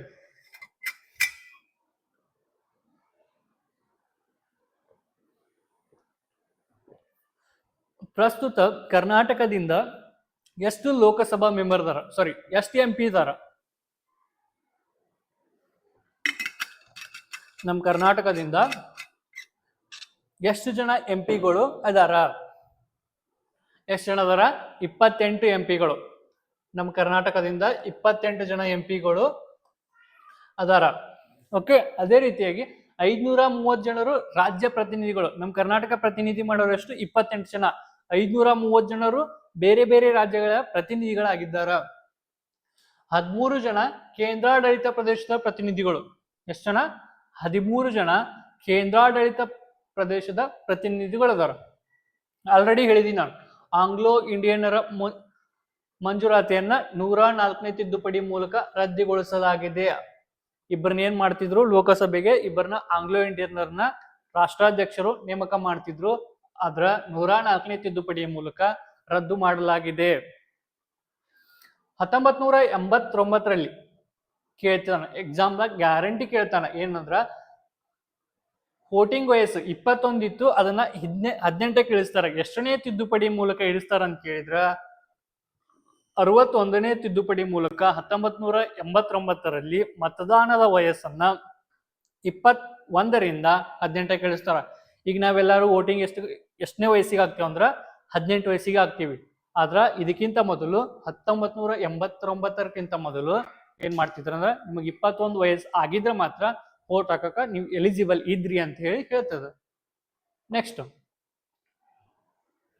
ತುರ್ತು ಪರಿಸ್ಥಿತಿಯಲ್ಲಿ ಲೋಕಸಭೆ ಅವಧಿಯನ್ನ 1 ವರ್ಷಕ್ಕೆ ವಿಸ್ತರಿಸಬಹುದು. ಆಲ್ರೆಡಿ ಹೇಳಿದೀನಿ ನಾನು, 1976ರಾಗ 5ನೇ ತುರ್ತು ಪರಿಸ್ಥಿತಿಯನ್ನ, ಸಾರಿ 5ನೇ ಲೋಕಸಭೆಯನ್ನ ಏನ್ ಮಾಡ್ತಾರ, 1 ವರ್ಷ ಹೆಚ್ಚಿಗೆ ಮಾಡ್ತಾರೆ. ಅವಾಗ ಇಂದಿರಾ ಗಾಂಧಿ ಅವರು ಪ್ರೈಮ್ ಮಿನಿಸ್ಟರ್ ಆಗಿರ್ತಾರ. ಓಕೆ. ನೆಕ್ಸ್ಟ್, 75ನೇ ವಿಧಿ ಪ್ರಕಾರ ಸಚಿವ ಸಂಪುಟವನ್ನ ಸಂಯುಕ್ತವಾಗಿ ಲೋಕಸಭೆಗೆ ಹೊಣೆಗಾರರು. ಈಗ 75ನೇ ವಿಧಿ ಪ್ರಕಾರ ಏನ್ ಹೇಳ್ತೈತೆ ಅಂದ್ರ ಸಚಿವ ಸಂಪುಟ ಐತಿಲ್ಲ, ಲೋಕಸಭೆಗೆ ಹೊಣೆಗಾರಿಕೆ. ಇವಾಗ ಸಚಿವ ಸಂಪುಟ ಏನಂದ್ರ ಸಂಪುಟ ಐತೈತಲ್ಲ, ಅದ್ರದ್ದು ಕ್ಯಾಬಿನೆಟ್ ಮಿನಿಸ್ಟ್ರಿ ಅಂತ ಕರೀತಾರ. ಈಗ prime minister, home minister, next ರಕ್ಷಣಾ ಸಚಿವರು ಸೇರಿ ಹಿಂಗೊಂದು 6ರಿಂದ 7 ಜನರ ಬಲಿಷ್ಠವಾದ ಕಮಿಟಿ ಇರುತ್ತೆ. ಅದಕ್ಕೇನಂತಾರ ಕ್ಯಾಬಿನೆಟ್ ಸಚಿವ ಸಂಪುಟ, ಕ್ಯಾಬಿನೆಟ್ ಅಂತೇಳಿ ಕರೀತಾರ. ಓಕೆ. ರಾಜ್ಯಸಭೆ ಇಷ್ಟೊತ್ತನ ನಾವ್ ಏನ್ ಡಿಸ್ಕಷನ್ ಮಾಡಿದ್ವಿ ಅಂದ್ರ ಲೋಕಸಭೆಯ ಬಗ್ಗೆ ಡಿಸ್ಕಷನ್ ಮಾಡಿದ್ವಿ. ಲೋಕಸಭೆಯಲ್ಲಿ ಯಾರು ಸ್ಪೀಕರ್ ಹೆಂಗ್ ಆಯ್ಕೆ ಮಾಡ್ತಾರ, ಮತ್ತ ಪ್ರಧಾನಮಂತ್ರಿಯವರು ಹಾಗೂ ಎಲ್ಲ ಲೋಕಸಭೆಯ ಬಗ್ಗೆ ಡಿಸ್ಕಷನ್ ಮಾಡಿದ್ವಿ. ರಾಜ್ಯಸಭೆಯ ಬಗ್ಗೆ ನಾವು ಡಿಸ್ಕಷನ್ ಮಾಡ್ಕೊಂತ ಹೋಗೋಣ. ರಾಜ್ಯಸಭೆ ಯಾವಾಗ ಸ್ಟಾರ್ಟ್ ಆತಂದ್ರ ಏಪ್ರಿಲ್ 3, 1952. ಯಾವಾಗ? ಏಪ್ರಿಲ್ 3, 1952. ಇದನ್ನ ಫಸ್ಟ್ ಏನಂತ ಕರಿತಿದ್ರು ಅಂದ್ರ ಕೌನ್ಸಿಲ್ ಆಫ್ ಸ್ಟೇಟ್ಸ್. ಏನಂತ ಕರಿತಿದ್ರು? ಕೌನ್ಸಿಲ್ ಆಫ್ ಸ್ಟೇಟ್ಸ್ ಅಂತ ಹೇಳಿ ರಾಜ್ಯಸಭೆಯನ್ನ ಕರಿತಿದ್ರು. ಆಗಸ್ಟ್ 23, 1954ರಲ್ಲಿ ಮೊದಲು ಇದನ್ನ ಏನಂತ ಕರಿತಿದ್ರು ಅಂದ್ರ ಕೌನ್ಸಿಲ್ ಆಫ್ ಸ್ಟೇಟ್ಸ್ ಅಂತ ಕರಿತಿದ್ರು. ಆಗಸ್ಟ್ 23, 1954ರಲ್ಲಿ ರಾಜ್ಯಸಭೆ ಅಂತ ಹೇಳಿ ಕರೆದ್ರು. ಕೌನ್ಸಿಲ್ ಆಫ್ ಸ್ಟೇಟ್ ಇದ್ದಿದ್ದು ರಾಜ್ಯಸಭೆ ಅಂತ ಹೇಳಿ ಮರುನಾಮಕರಣವಾಗಿದ್ದ ಅವಾಗಂದ್ರ ಆಗಸ್ಟ್ 23, 1954ರಲ್ಲಿ. Okay, next. ರಾಜ್ಯಸಭೆಯ ಸದಸ್ಯರಲ್ಲಿ 1/3 ಸದಸ್ಯರನ್ನ ಪ್ರತಿ ವರ್ಷ 2 ವರ್ಷಕ್ಕೊಮ್ಮೆ ನಿವೃತ್ತರಾಗುತ್ತಾರೆ. ನಾನು ಹೇಳಿದ್ದೀನಿ, ರಾಜ್ಯಸಭೆಯ ಸದಸ್ಯರು 2 ವರ್ಷಕ್ಕ 1/3 ಸದಸ್ಯರು ಏನಾಗ್ತಾರ? ರಾಜೀನಾಮೆಯನ್ನು ಹೊಂದ್ತಾರ. ಓಕೆ. ವಿರೋಧ ಪಕ್ಷದ ನಾಯಕರಾಗಲು 10% ವೋಟ್ ಬೇಕು. ಈಗ ಒಂದು ರಾಜ್ಯಸಭೆಯಲ್ಲಿ ಒಂದ್ ಪಕ್ಷ ಮೆಜಾರಿಟಿ ತಗೊಂತಂದ್ರ ಅಪೋಸಿಷನ್ ಪಾರ್ಟಿ ಆಗ್ಬೇಕಂದ್ರ ಮಿನಿಮಮ್ 10% ವೋಟ್ ಅನ್ನ ಪಡ್ಕೋಬೇಕು. ಇವಾಗ 250 ಸದಸ್ಯರ ರಾಜ್ಯಸಭೆ ಐತಂದ್ರ ಅದ್ರ 10% ಅಂದ್ರ 25 ಜನ ಒಂದ್ ಪಕ್ಷದಿಂದ ಗೆದ್ದು ಬಂದಿದಂದ್ರ ಅದು ವಿರೋಧ ಪಕ್ಷವಾಗಿ ಕನ್ವರ್ಟ್ ಆಗುತ್ತ. ಓಕೆ. ರಾಜ್ಯಸಭೆಯ ಅಧಿವೇಶನಗಳು ಆಲ್ರೆಡಿ ಸೇಮ್ ಲೋಕಸಭೆಯ ಅಧಿವೇಶನಗಳಲ್ಲಿ ಯಾವ ಕಂಡು ಬರ್ತಾವಲ್ಲ ಅದೇ ರೀತಿಯಾಗಿ ಬಜೆಟ್ ಅಧಿವೇಶನ, ಮಳೆಗಾಲ ಅಧಿವೇಶನ, ಚಳಿಗಾಲ ಅಧಿವೇಶನ, ಇದೇ ರೀತಿಯಾಗಿ ಇಲ್ಲೂ ಸಹ 3 ಅಧಿವೇಶನಗಳು ಕಂಡು ಬರ್ತಾವ. 249ನೇ ವಿಧಿಯ ಪ್ರಕಾರ ರಾಜ್ಯ ಪಟ್ಟಿಯ ಮೇಲೆ ಕಾನೂನು ರೂಪಿಸುವ ಅಧಿಕಾರ ರಾಜ್ಯಸಭೆಗಿದೆ. ರಾಜ್ಯಸಭೆಗೆ ಒಂದು ಇರತಕ್ಕಂತ ವೆರಿ ಪವರ್ಫುಲ್ ಇದೇನಂದ್ರ ತೀರ್ಮಾನ ಏನಂದ್ರ ರಾಜ್ಯಸಭೆಯ ಮೇಲೆ ರಾಜ್ಯ ಪಟ್ಟಿಯ ಮೇಲೆ ಇರ್ತಕ್ಕಂತ ವಿಷಯಗಳ ಮೇಲೆ ಕಾನೂನು ರೂಪಿಸುವ ಅಧಿಕಾರ ಯಾರಿಗೆ ಐತಂದ್ರ ರಾಜ್ಯಸಭೆಗಿದೆ. ನೆನ್ಪಿಟ್ಕೋರಿ, ಲೋಕಸಭೆಗಲ್ಲ. Okay, next. 312ನೇ ವಿಧಿಯಲ್ಲಿ ಇಂಡಿಯನ್ ಅಡ್ಮಿನಿಸ್ಟ್ರೇಟಿವ್ ಸರ್ವಿಸ್ IAS ಅನ್ನ ರಚಿಸುವ ಅಧಿಕಾರ. ನೆನ್ಪಿಟ್ಕೋರಿ, ಇಂಡಿಯನ್ ಅಡ್ಮಿನಿಸ್ಟ್ರೇಟಿವ್ ಸರ್ವಿಸ್ ಅನ್ನ ಹಂಗ IFS, IRS ಇದಾವಲ್ಲ ಅಂತಹ ಅಧಿಕಾರವನ್ನ ಸೃಷ್ಟಿಸುವುದು ಯಾರಿಗೆ ಐತಂದ್ರ ರಾಜ್ಯಸಭೆಗೆ ಐತಿ. ನೆನ್ಪಿಟ್ಕೋರಿ, ಕೇಳ್ತಾನ. ಇಂಡಿಯನ್ ಅಡ್ಮಿನಿಸ್ಟ್ರೇಟಿವ್ ಸರ್ವಿಸ್ ಇಂತಹ ಸೇವೆಗಳನ್ನ ರಚಿಸುವ ಅಧಿಕಾರ ಯಾರಿಗೆ ಐತಂದ್ರ ರಾಜ್ಯಸಭೆಗಿದೆ. ಓಕೆ, ಇವಾಗ ಲೋಕಸಭೆ ಆಯ್ತು, ರಾಜ್ಯಸಭೆ ಆಯ್ತು. ಭಾರತೀಯ ಸಂಸತ್ ಮೊದಲ ನಮ್ಮ ಸಂಸತ್ ಲೋಕಸಭೆ ಹಾಗೂ ರಾಜ್ಯಸಭೆ ಎರಡನ್ನೂ ಒಳಗೊಂಡೈತಿ. ಆಲ್ರೆಡಿ ಅದನ್ನ ಎರಡು ಡಿಸ್ಕಷನ್ ಮಾಡಿದ್ವಿ. ನಮ್ದು ಸಂಸತ್ತು ಯಾವ ರೀತಿ ಇತ್ತು ಮೊದಲಂದ್ರ ವೃತ್ತಾಕಾರ, ಸರ್ಕ್ಯುಲರ್ ಆಗಿತ್ತು. ಇದು ಹಳೆಯ ಸಂಸತ್ತು. ಈಗ ಹೊಸ ಸಂಸತ್ತು ಮಾರ್ಪಾಡಾಗಿದೆ, ಹೊಸ ಸಂಸತ್ ಕಟ್ಟಡ ಮಾರ್ಪಾಡಾಗಿದೆ. ಇದನ್ನ ಯಾರು ಸೃಷ್ಟಿ ಮಾಡಿದ್ರು ಅಂದ್ರ ಸರ್ ಎಡ್ವಿನ್ ಲೋಟಿಯನ್ಸ್ ಮತ್ತ ಹರ್ಬರ್ಟ್ ಬೇಕರ್ ಅವರು 1912ರಾಗ ಹಳೆಯ ಸಂಸತ್ ಭವನವನ್ನ ಸ್ಥಾಪನೆ ಮಾಡ್ತಾರೆ. ಯಾವಾಗಂದ್ರ ಫೆಬ್ರವರಿ 22, 1921ರಾಗ ಹರ್ಬರ್ಟ್ ಬೇಕರ್ ಅವರು ಹಾಗೂ ಸರ್ ಎಡ್ವರ್ಡ್ ಲೂಟಿಯನ್ಸ್ ಅವರು ಇದನ್ನ ವಿನ್ಯಾಸ ಮಾಡ್ತಾರ. ಈಗ ಪುರಾತನ ಸಂಸತ್ ಕಟ್ಟಡವನ್ನ ಸಂವಿಧಾನ ಸದನ ಏನಂತ ಕರೀತಾರ? ಸಂವಿಧಾನ ಸದನ. ನೆನ್ಪಿಟ್ಕೋರಿ, ಕೇಳ್ತಾನ, ಎಕ್ಸಾಮ್ದಾಗ ಕೇಳ್ತಾನ. ಹಳೆಯ ಸಂಸತ್ ಕಟ್ಟಡವನ್ನ ಈಗ ಏನೆಂದು ಮರುನಾಮಕರಣ ಮಾಡಿದಾರಂದ್ರ ಸಂವಿಧಾನ ಸದನ ಅಂತ ಹೇಳಿ ನಾಮಕರಣ ಮಾಡಿದಾರ. ಭಾರತೀಯ ಕೇಂದ್ರ ವಿಸ್ತಾರ ಯೋಜನೆ ಅಡಿಯಲ್ಲಿ ಹೊಸದಾಗಿ ಹೊಸ ಸಂಸತ್ ಭವನವನ್ನ ನಿರ್ಮಿಸಲಾಗಿದೆ. ಈಗ ಹೊಸ ಸಂಸತ್ ಭವನವನ್ನ ನಿರ್ಮಿಸಿದಾರ. ಅದಕ್ಕೆ ಎದಕ್ ನಿರ್ಮಿಸಿದಾರ ಅಂದ್ರ 2026 ನಂತರ ಜನಗಣತಿ ಮುಗಿದ ನಂತರ ಡಿಲಿಮಿಟೇಷನ್ ಕಮಿಷನ್ ಮುಖಾಂತರ ಮೆಂಬರ್ ಆಫ್ ಪಾರ್ಲಿಮೆಂಟ್ MP ಮತ್ತು ರಾಜ್ಯಸಭೆಯ ಸದಸ್ಯರ ಸಂಖ್ಯೆ ಏನಾಗುವುದು ಹೆಚ್ಚಾಗತ್ತ. ಈಗ ಇರ್ತಕ್ಕಂತಹ ಎಷ್ಟು 550 + 250 700 ಹತ್ತತ್ರ 800 ಸದಸ್ಯರು ಇರ್ತಕ್ಕಂತಹ ಪಾರ್ಲಿಮೆಂಟ್ ಅದು ಹೋಗಿ 1000 ಜನ ಇರುವಂತಹ ಪಾರ್ಲಿಮೆಂಟ್ ಆಗುವುದ. ಅದ್ರ ಸಲುವಾಗಿ ಹೊಸ ಸಂಸತ್ ಕಟ್ಟಡವನ್ನ ನಿರ್ಮಿಸ್ಯಾರ. ಅದಕ್ಕ ಹೆಸರು ಏನ್ ಕೊಟ್ಟಾರ ಅಂದ್ರ ಸೆಂಟ್ರಲ್ ವಿಸ್ತಾ ಯೋಜನೆ. ಏನಂತ ಕೊಟ್ಟಾರ? ಸೆಂಟ್ರಲ್ ವಿಸ್ತಾ ಪ್ರಾಜೆಕ್ಟ್ ನ ಭಾಗವಾಗಿ ಹೊಸ ಪಾರ್ಲಿಮೆಂಟ್ ಕಟ್ಟಡವನ್ನ ಕಟ್ಟಿದಾರ. ನೆಕ್ಸ್ಟ್, ಇಂದಿರಾ ಗಾಂಧಿ, ದೇವೇಗೌಡ, ಮನಮೋಹನ್ ಸಿಂಗ್. ಇವಾಗ ಬ್ರಿಟನ್ದಾಗ ಏನೈತೆ ಅಂದ್ರ ನೀವು ಪ್ರೈಮ್ ಮಿನಿಸ್ಟರ್ ಆಗ್ಬೇಕಂದ್ರ ಹೌಸ್ ಆಫ್ ಕಾಮನ್ಸ್ ಕೆಳಮನೆಯಿಂದನ ನೀವು ಆರಿಸೋದ್ರ ಮಾತ್ರ ಪ್ರೈಮ್ ಮಿನಿಸ್ಟರ್ ಆಗಕ್ ಬರತ್ತ. ಪ್ರೈಮ್ ಮಿನಿಸ್ಟರ್ ಆಗ್ಬೇಕಂದ್ರ ಲೋಕಸಭೆಯಿಂದ ಆಯ್ಕೆ ಆದ್ರ ಮಾತ್ರ ಲೋಕಸಭೆಯಿಂದ ಆಯ್ಕೆ ಆದ್ರ ಮಾತ್ರ ನೀವು ಪ್ರೈಮ್ ಮಿನಿಸ್ಟರ್ ಆಗ್ಬೋದು. ಆದ್ರ ನಮ್ಮ ಇಂಡಿಯಾದಾಗ ಹಂಗಿಲ್ಲ, ನೀವು ರಾಜ್ಯಸಭೆಯಿಂದನೂ ಆಯ್ಕೆ ಆದ್ರ ಪ್ರೈಮ್ ಮಿನಿಸ್ಟರ್ ಆಗ್ಬೋದು. ಹಂಗ ಇಂದಿರಾ ಗಾಂಧಿ ಅವರು ಹಾಗೂ ದೇವೇಗೌಡ ಅವರು ರಾಜ್ಯಸಭೆಯ ಮೂಲಕನ ಪ್ರೈಮ್ ಮಿನಿಸ್ಟರ್ ಆಗಿ ಸೇವೆಯನ್ನ ಸಲ್ಲಿಸಿದಾರ. ಬಲರಾಮ್ ಕಾಜರ್ ಅವರು ಲೋಕಸಭೆಯಲ್ಲಿ ಅತಿ ದೀರ್ಘಕಾಲದ ಸ್ಪೀಕರ್. ಪ್ರಸ್ತುತ ಸ್ಪೀಕರ್ ಯಾರದಾರ ಅಂತ ಹೇಳಿದ್ರೆ ಓಂ ಬಿರ್ಲಾ ಅವರಿದ್ದಾರ. ನಮ್ಮ ಭಾರತದಲ್ಲಿ ಸ್ಪೀಕರ್ ಆಗಿ ಅತಿ ಹೆಚ್ಚು ಕಾಲ ಸೇವೆಯನ್ನು ಸಲ್ಲಿಸಿರುವ ಯಾರು? ಬಲರಾಮ್ ಕಾಜರ್ ಅವರು. ನೀಲಂ ಸಂಜು ರೆಡ್ಡಿ ಅವರು ಲೋಕಸಭೆಯ ಸ್ಪೀಕರ್ ಆಗಿದ್ದ ವ್ಯಕ್ತಿ ಹಾಗೂ ರಾಷ್ಟ್ರಪತಿಯಾಗಿ, ನಾನು ರಾಷ್ಟ್ರಪತಿ ಆಗಿರ್ಬೇಕಾದ್ರೂ ಹೇಳಿದ್ದೆ, ಇವರು ಲೋಕಸಭೆಯ ಸ್ಪೀಕರ್ ಆಗಿಯೂ ಸಹ ರಾಷ್ಟ್ರಪತಿಯಾಗಿಯೂ ಸಹ ಸೇವೆಯನ್ನು ಸಲ್ಲಿಸಿದವರು ಯಾರು? ನೀಲಂ ಸಂಜು ರೆಡ್ಡಿ. ಗಾಂಧಿ ಮೋಹನ್ ಚಂದ್ರ ಬಲಯೋಗಿ ಅವರು ಮೊದಲ ದಲಿತ ಸ್ಪೀಕರ್. ಇಂಥ ಕ್ವಶನ್ ಕೇಳ್ತಾನ, ಮೊದಲ ದಲಿತ ಸ್ಪೀಕರ್ ಯಾರಂತ ಕೇಳಿದ್ರ ಗಾಂಧಿ ಮೋಹನ್ ಚಂದ್ರ ಬಲಯೋಗಿ ಅವರು ಮೊದಲ ದಲಿತ ಸ್ಪೀಕರ್. ಮೊದಲ ಮಹಿಳಾ ಸ್ಪೀಕರ್ ಯಾರಂದ್ರ ಮೀರಾ ಕುಮಾರಿ. ಯಾರು? ಮೀರಾ ಕುಮಾರಿ ಅವರು ಮೊದಲ ಮಹಿಳಾ ಸ್ಪೀಕರ್ ಆಗಿ ಕಾರ್ಯವನ್ನ ನಿರ್ವಹಿಸಿದಾರ. ನೆಕ್ಸ್ಟ್ ವಿಧಿಗಳು.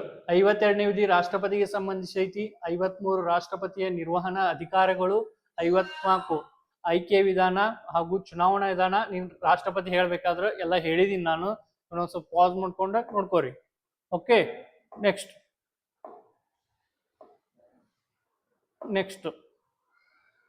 ಪ್ರಧಾನಮಂತ್ರಿ ಮತ್ತು ಸಚಿವ ಸಂಪುಟ. ಪ್ರಧಾನಮಂತ್ರಿ ಮತ್ತು ಸಚಿವ ಸಂಪುಟ. Prime minister and councillor minister.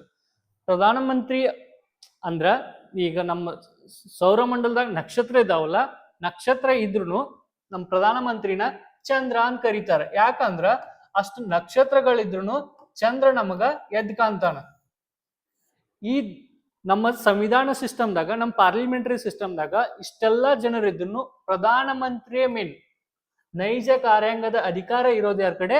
ಪ್ರಧಾನಮಂತ್ರಿ ಅವರು. ಓಕೆ, ನೆಕ್ಸ್ಟ್ ವಿಧಿ 74ರ ಪ್ರಕಾರ ಪ್ರಧಾನಮಂತ್ರಿ ನೇತೃತ್ವದ ಸಚಿವ ಸಂಪುಟ ರಾಷ್ಟ್ರಪತಿಯವರಿಗೆ ಸಲಹೆ ನೀಡ್ತದ. ನೆನ್ಪಿಟ್ಕೋರಿ, ರಾಷ್ಟ್ರಪತಿಯವರಿಗೆ ಪ್ರಧಾನಮಂತ್ರಿ ನೇತೃತ್ವದ ಸಚಿವ ಸಂಪುಟ ರಾಷ್ಟ್ರಪತಿಯವರಿಗೆ ಸಲಹೆಯನ್ನ ನೀಡ್ತದ. 75ನೇ ವಿಧಿ ಏನ್ ಹೇಳುತ್ತಂದ್ರ ರಾಷ್ಟ್ರಪತಿ ಹುದ್ದೆ ಪ್ರಧಾನಮಂತ್ರಿ ಹುದ್ದೆಯನ್ನ ಯಾವ್ದು ವಿಧಿ ಹೇಳುತ್ತ? 75ನೇ ವಿಧಿಯನ್ನ ಹೇಳುತ್ತ. ಪ್ರಧಾನಮಂತ್ರಿಯನ್ನ ನೇಮಕ ಮಾಡೋರು ಯಾರು? ರಾಷ್ಟ್ರಪತಿಯವರ. ಹಾಗೂ ಉಳಿದ ಸಚಿವ ಸಂಪುಟವನ್ನು ನೇಮಕ ಮಾಡೋರು ಯಾರು? ಪ್ರಧಾನಮಂತ್ರಿಯ ಸಲಹೆ ಮೇರೆಗೆ ರಾಷ್ಟ್ರಪತಿಯವರು ಸಚಿವ ಸಂಪುಟವನ್ನ ನೇಮಕ ಮಾಡ್ತಾರ. ಸಚಿವ ಸಂಪುಟವು ಲೋಕಸಭೆಗೆ ಲೋಕಸಭೆಗೆ ಜವಾಬ್ದಾರಾಗಿರುತ್ತದೆ. ಸಚಿವ ಸಂಪುಟವು ಲೋಕಸಭೆಗೆ ಜವಾಬ್ದಾರನಾಗಿರುತ್ತದ.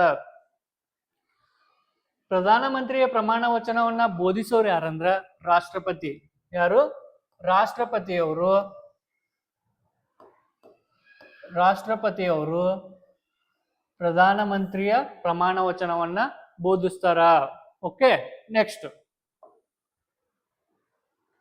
ಸಚಿವ ಸಂಪುಟದ 3 ಇಲಾಖೆಗಳು. ಈಗ ಸಚಿವ ಸಂಪುಟ ಅಂತ ಹೇಳ್ತಿದ್ರಿ, ಅದ್ರೊಳಗೆ ಯಾರ್ಯಾರು ಬರ್ತಾರಂದ್ರ ಕ್ಯಾಬಿನೆಟ್ ಸಚಿವರು ಬರ್ತಾರ.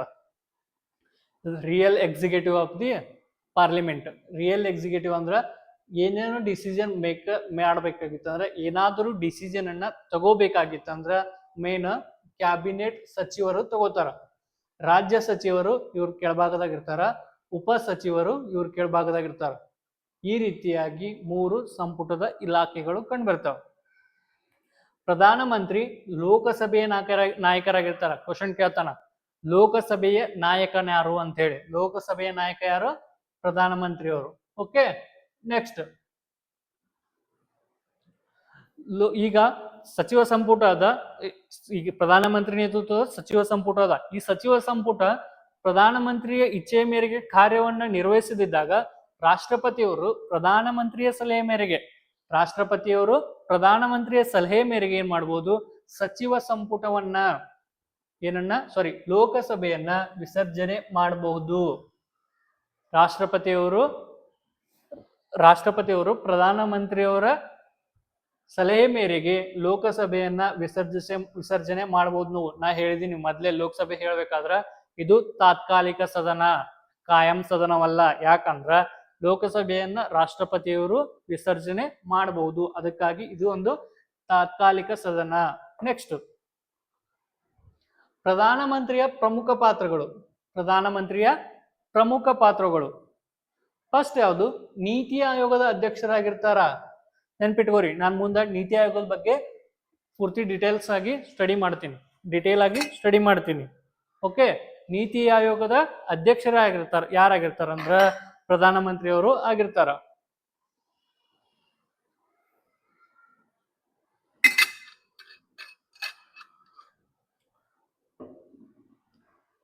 ರಾಷ್ಟ್ರೀಯ ಅಭಿವೃದ್ಧಿ ಮಂಡಳಿ NDC, national development commission NDC, national development commission ಅಧ್ಯಕ್ಷರು ಯಾರಾಗಿರ್ತಾರ ಅಂದ್ರ ಅದ್ರದ್ದು ಸಹ ಪ್ರಧಾನಮಂತ್ರಿ.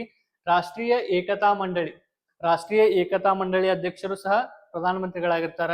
ಜಲ ಸಂಪತ್ತಿನ ಮಂಡಳಿ ಅಧ್ಯಕ್ಷರು ಸಹ ಅವರೇ ಆಗಿರ್ತಾರ. ಅಂತಾರಾಜ್ಯ ಮಂಡಳಿ ಹಾಗೂ ಮುಂತಾದವುಗಳ ಮುಖ್ಯಸ್ಥರು ಯಾರಾಗಿರ್ತಾರ ಅಂದ್ರ ಪ್ರಧಾನಮಂತ್ರಿಯವರು ಆಗಿರ್ತಾರ. ನೆನ್ಪಿಟ್ಕೋರಿ, ನೀತಿ ಆಯೋಗ ಹಾಗೂ NDC, ರಾಷ್ಟ್ರೀಯ ಅಭಿವೃದ್ಧಿ ಮಂಡಳಿ, ರಾಷ್ಟ್ರೀಯ ಏಕತಾ ಮಂಡಳಿ, ಜಲ ಸಂಪತ್ತಿನ ಮಂಡಳಿ, ಅಂತಾರಾಜ್ಯ ಮಂಡಳಿ, ಇವರ ಅಧ್ಯಕ್ಷ ಯಾರಾಗಿರ್ತಾರ ಅಂದ್ರ ಪ್ರಧಾನಮಂತ್ರಿಯವರಾಗಿರ್ತಾರ. ಎಕ್ಸಾಮ್ನ ಕೊಡ್ತಾನ, ಈ ಕೆಳಗಿನವುಗಳಲ್ಲಿ ಯಾರು ಮುಖ್ಯಸ್ಥರಾಗಿರ್ತಾರ, NDCಯ ಮುಖ್ಯಸ್ಥರು ಯಾರಾಗಿರ್ತಾರ ಅಂತ ಕೇಳಿದ್ರ ಪ್ರಧಾನಮಂತ್ರಿಯವರು ಆಗಿರ್ತಾರ. 78ನೇ ವಿಧಿ ಪ್ರಕಾರ ರಾಷ್ಟ್ರಪತಿಗೆ ಮಾಹಿತಿಯನ್ನು ನೀಡುವುದು ಪ್ರಧಾನಮಂತ್ರಿಯ ಕರ್ತವ್ಯ. ಎಷ್ಟನೇ ವಿಧಿ ಮೂಲಕ? 78ನೇ ವಿಧಿ ಮೂಲಕ ರಾಷ್ಟ್ರಪತಿಗೆ ಮಾಹಿತಿಯನ್ನು ನೀಡುವುದು ಪ್ರಧಾನಮಂತ್ರಿಯ ಕರ್ತವ್ಯ. ನೆನ್ಪಿಟ್ಕೋರಿ. ಓಕೆ, ಪ್ರಧಾನಮಂತ್ರಿಯ ರಾಜೀನಾಮೆ ಆದರೆ ಅಥವಾ ನಿಧನವಾದರೆ ಸಚಿವ ಸಂಪುಟ ಸ್ವಯಂ ವಿಲೀನಗೊಂಡಂತಾಗುತ್ತದೆ. ಇವಾಗ ಪ್ರಧಾನಮಂತ್ರಿ ರಾಜೀನಾಮೆಯನ್ನ ಕೊಟ್ರ ಸಚಿವ ಸಂಪುಟ ತನ್ನ ಅಸ್ತಿತ್ವವನ್ನ ಕಳೆದುಕೊಳ್ಳುತ್ತದ. ಓಕೆ, ನೆಕ್ಸ್ಟ್, ರಾಷ್ಟ್ರೀಯ ಭದ್ರತಾ ಮಂಡಳಿಯ ಅಧ್ಯಕ್ಷರು ಸಹ ಯಾರಾಗಿರ್ತಾರ? ಪ್ರಧಾನಮಂತ್ರಿಯವರಾಗಿರ್ತಾರ. ವೈಜ್ಞಾನಿಕ ಕೈಗಾರಿಕಾ ಅಧ್ಯಯನ ಮಂಡಳಿ ಅಧ್ಯಕ್ಷರು ಪ್ರಧಾನಮಂತ್ರಿಗಳಾಗಿರ್ತಾರ. ಇದೊಂದು ನೆನ್ಪಿಟ್ಕೋರಿ, ಉಪ ಪ್ರಧಾನಮಂತ್ರಿ ಹುದ್ದೆ ಸಂವಿಧಾನದಲ್ಲಿ ಉಲ್ಲೇಖವಿಲ್ಲ. ಏನು? ಉಪ ಪ್ರಧಾನಮಂತ್ರಿ ಹುದ್ದೆ ಸಂವಿಧಾನದಲ್ಲಿ ಉಲ್ಲೇಖವಿಲ್ಲ. ನಮ್ಮ ಭಾರತ 7 ಜನ ಉಪ ಪ್ರಧಾನಿಗಳನ್ನ ಕಂಡಿದೆ. ಎಷ್ಟು ಜನ? 7 ಜನ ಉಪ ಪ್ರಧಾನಿಗಳನ್ನ ಕಂಡಿದೆ. ಆದರೆ ನಮ್ಮ ಸಂವಿಧಾನದಲ್ಲಿ ಉಪ ಪ್ರಧಾನಿಯ ಹುದ್ದೆ ಉಲ್ಲೇಖವಿಲ್ಲ. ಒಂದು ವಿಶೇಷತೆ ಏನಂದ್ರ 1991ರಾಗ ನರಸಿಂಹರಾವ್ ಅವರು ಪ್ರೈಮ್ ಮಿನಿಸ್ಟರ್ ಆದಾಗ ಏನ್ ತರ್ತಾರ? LPG ಮಾಡೆಲ್ ತರ್ತಾರ. ಏನ್ ತರ್ತಾರ? LPG, ಲಿಬರಲೈಸೇಷನ್, ಪ್ರೈವೇಟೈಸೇಷನ್, ಗ್ಲೋಬಲೈಸೇಷನ್ ಅಂತೇಳಿ 3 ಮಾಡೆಲ್ ತರ್ತಾರ. ಅದನ್ನ ತಂದರು ಯಾರಂದ್ರ ನರಸಿಂಹರಾವ್ ಅವರು. ಓಕೆ, ನೆಕ್ಸ್ಟ್, ಇನ್ನ ಜವಾಹರ್ಲಾಲ್ ನೆಹರು ಅವರು ಭಾರತದ ಮೊದಲ ಪ್ರಧಾನಮಂತ್ರಿ. ಇನ್ನೊಂದೇನಂದ್ರ ಅತಿ ದೀರ್ಘಾವಧಿಯ ಪ್ರಧಾನಮಂತ್ರಿ ಯಾರಂದ್ರ ಅದು ಸಹ ಜವಾಹರ್ಲಾಲ್ ನೆಹರು ಅವರು. ಎಷ್ಟು ಅಂದ್ರ 16 ವರ್ಷ 9 ತಿಂಗಳು 13 ದಿನ ಅತಿ ದೀರ್ಘಾವಧಿಯ ಪ್ರೈಮ್ ಮಿನಿಸ್ಟರ್ ಆಗಿ ಜವಾಹರ್ಲಾಲ್ ನೆಹರು ಅವರು ಕಾರ್ಯವನ್ನ ನಿರ್ವಹಿಸಿದಾರ. ಅತಿ ಕಡಿಮೆ ಕಾರ್ಯವನ್ನು ನಿರ್ವಹಿಸಿದ ಪ್ರಧಾನಿ ಯಾರಂದ್ರ ಅಟಲ್ ಬಿಹಾರಿ ವಾಜಪೇಯಿ. ಯಾರು? ಅಟಲ್ ಬಿಹಾರಿ ವಾಜಪೇಯಿ ಅವರು 13 ದಿನ, 13 ದಿನಗಳ ಕಾಲ ಅತಿ ಕಡಿಮೆ ಪ್ರಧಾನಿಯಾಗಿ ಕಾರ್ಯವನ್ನ ನಿರ್ವಹಿಸಿದಾರ. ಲಾಲ್ ಬಹದ್ದೂರ್ ಶಾಸ್ತ್ರಿ ಅವರು ಭಾರತದ 2ನೇ ಪ್ರಧಾನಿ ಹಾಗೂ 2ನೇ ಪ್ರಧಾನಮಂತ್ರಿ ಯಾರಂದ್ರ ಲಾಲ್ ಬಹದ್ದೂರ್ ಶಾಸ್ತ್ರಿ ಅವರು. ಯಾರು? ಲಾಲ್ ಬಹದ್ದೂರ್ ಶಾಸ್ತ್ರಿ ಅವರು ಭಾರತದ 2ನೇ ಪ್ರಧಾನಿ. ನೆಕ್ಸ್ಟ್, ಭಾರತೀಯ ಇತಿಹಾಸದಲ್ಲಿ ಯಾರು ಈ ಹುದ್ದೆಯಲ್ಲಿ ಪ್ರೈಮ್ ಮಿನಿಸ್ಟರ್ ಹುದ್ದೆಯಲ್ಲಿ ಇರ್ಬೇಕಾದ್ರ ನಿಧನ ಹೊಂದಿದಾರಂದ್ರ ಫಸ್ಟ್ ಇಂದಿರಾ ಗಾಂಧಿ ಅವರು ಮೊದಲ ಮಹಿಳಾ ಪ್ರಧಾನಿ, ಇಂದಿರಾ ಗಾಂಧಿ ಅವರು ಮೊದಲ ಮಹಿಳಾ ಪ್ರಧಾನಿಯಾಗಿದ್ದು, ಇಂದಿರಾ ಗಾಂಧಿ ಅವರು ಭಾರತದ ಮೊದಲ ಮಹಿಳಾ ಪ್ರಧಾನಿಯಾಗಿದ್ರು. ಓಕೆ, ಇವರು 2ನೇ ಬಾರಿ ಪ್ರಧಾನಿ ಆಗಿದ್ದಾಗ ರಾಜ್ಯಸಭೆಯಿಂದ, ಆಗ್ಲೇ ಹೇಳಿದೀನಿ ನಾನು, ದೇವೇಗೌಡ ಅವರು, ಮನಮೋಹನ್ ಸಿಂಗ್ ಅವರು, ಇಂದಿರಾ ಗಾಂಧಿ ಅವರು ಎಲ್ಲರೂ ರಾಜ್ಯಸಭೆಯಿಂದ ನೇಮಕವಾಗಿ ಪ್ರಧಾನಿಯಾಗಿರ್ತಾರೆ. ಓಕೆ, ನೆಕ್ಸ್ಟ್ ಜವಾಹರ್ಲಾಲ್ ನೆಹರು ಅವರು, ಲಾಲ್ ಬಹದ್ದೂರ್ ಶಾಸ್ತ್ರಿ ಅವರು ಹಾಗೂ ಶ್ರೀಮತಿ ಇಂದಿರಾ ಗಾಂಧಿ ಅವರು ಪ್ರೈಮ್ ಮಿನಿಸ್ಟರ್ ಆಗಿ ಕಾರ್ಯವನ್ನ ನಿರ್ವಹಿಸುತ್ತಿದ್ರು. ಅವಾಗ್ಲೇ ನಿಧನವನ್ನ ಹೊಂತಾರ. ಲಾಲ್ ಬಹದ್ದೂರ್ ಶಾಸ್ತ್ರಿ ಅವರು ತಾಸ್ಕೆಂಟ್ನಾಗ, ಎಲ್ಲಿ ಪಾಕಿಸ್ತಾನ್ ತಾಸ್ಕೆಂಟ್ನಾಗ ನಿಧನವನ್ನ ಹೊಂತಾರ. Okay, next H D Deve Gowda ಅವರು, ಈ ಕುಮಾರಸ್ವಾಮಿ ಅವರ ಅಪ್ಪ ಏನಿದಾರಲ್ಲ ದೇವೇಗೌಡ ಅವರು, ಪ್ರಧಾನಿ ಆಗಿದ್ದಾಗ ಅವ್ರು ಎಲ್ಲಿದ್ರಂದ್ರ ವಿಧಾನಸಭೆಯ ಸದಸ್ಯರಾಗಿದ್ರು. ಇವರು ಕರ್ನಾಟಕ ವಿಧಾನಸಭೆಯ ಸಿಎಂ ಆಗಿ ಕಾರ್ಯವನ್ನ ನಿರ್ವಹಿಸಬೇಕಾದ್ರ ಅವರು ರಾಜ್ಯಸಭೆಯ ಸದಸ್ಯನಾಗಿ ಪಾರ್ಲಿಮೆಂಟ್ಗೆ ಎಂಟ್ರಿ ಕೊಟ್ಟು ಪ್ರೈಮ್ ಮಿನಿಸ್ಟರ್ ಆಗಿ ಕಾರ್ಯವನ್ನ ನಿರ್ವಹಿಸ್ತಾರೆ. ಯಾರು? ಎಚ್ ಡಿ ದೇವೇಗೌಡ ಅವರು. ಚೌಧರಿ ಚರಣ್ ಸಿಂಗ್ ಅವರು ಲೋಕಸಭೆಗೆ ಆಯ್ಕೆಯಾದಾಗ ಪ್ರಧಾನಿಯಾಗಿರದ ಹಲವಾರು ವೇದಿಕೆಗಳಲ್ಲಿ ವಿದೇಶಿಯಾಗಿ ಗಮನವನ್ನ ಸೆಳೆದ್ರು ಚೌಧರಿ ಚರಣ್ ಸಿಂಗ್ ಅವರು. ಓಕೆ, ರಾಜೀವ್ ಗಾಂಧಿ ಅವರು ಭಾರತದ ಅತಿ ಕಿರಿಯ ಪ್ರಧಾನಿ. ನೆನ್ಪಿಟ್ಕೋರಿ, ಭಾರತದ ಅತಿ ಕಿರಿಯ ಪ್ರಧಾನಿ ಯಾರಂದ್ರ ರಾಜೀವ್ ಗಾಂಧಿ. ಓಕೆ, ನೆಕ್ಸ್ಟ್ ಜಗಜೀವನ್ ರಾಮ್ ಅವರು ಸಚಿವ ಸಂಪುಟದಲ್ಲಿ 32 ವರ್ಷಗಳ ಕಾಲ, ಈ ಸಚಿವ ಸಂಪುಟದಾಗ 32 ವರ್ಷಗಳ ಕಾಲ ಅತಿ ಹೆಚ್ಚು ಸೇವೆಯನ್ನು ಸಲ್ಲಿಸಿದವರು ಯಾರಂದ್ರ ಜಗಜೀವನ್ ರಾವ್ ಅವರು. ನೆಕ್ಸ್ಟ್ ಭಾರತದಲ್ಲಿ ಅಧಿಕಾರ ವಹಿಸಿದ ಪ್ರಧಾನಮಂತ್ರಿಗಳ ಪಟ್ಟಿ. ಈಗ ಭಾರತದಾಗ ಯಾವ ಪ್ರಧಾನಿಗಳು ಎಷ್ಟು ವರ್ಷ ಆಳ್ವಿಕೆ ಮಾಡ್ಯಾರ ಅನ್ನೋದನ್ನ ನೋಡ್ಕೊಂತ ಹೋಗೋಣ. ಜವಾಹರ್ಲಾಲ್ ನೆಹರು ಅವ್ರದ್ದು ಹೇಳಿದೆ, 16 ವರ್ಷ ಅತಿ ದೀರ್ಘಾವಧಿಯಾಗಿ ಸೇವೆಯನ್ನು ಸಲ್ಲಿಸಿದವರು.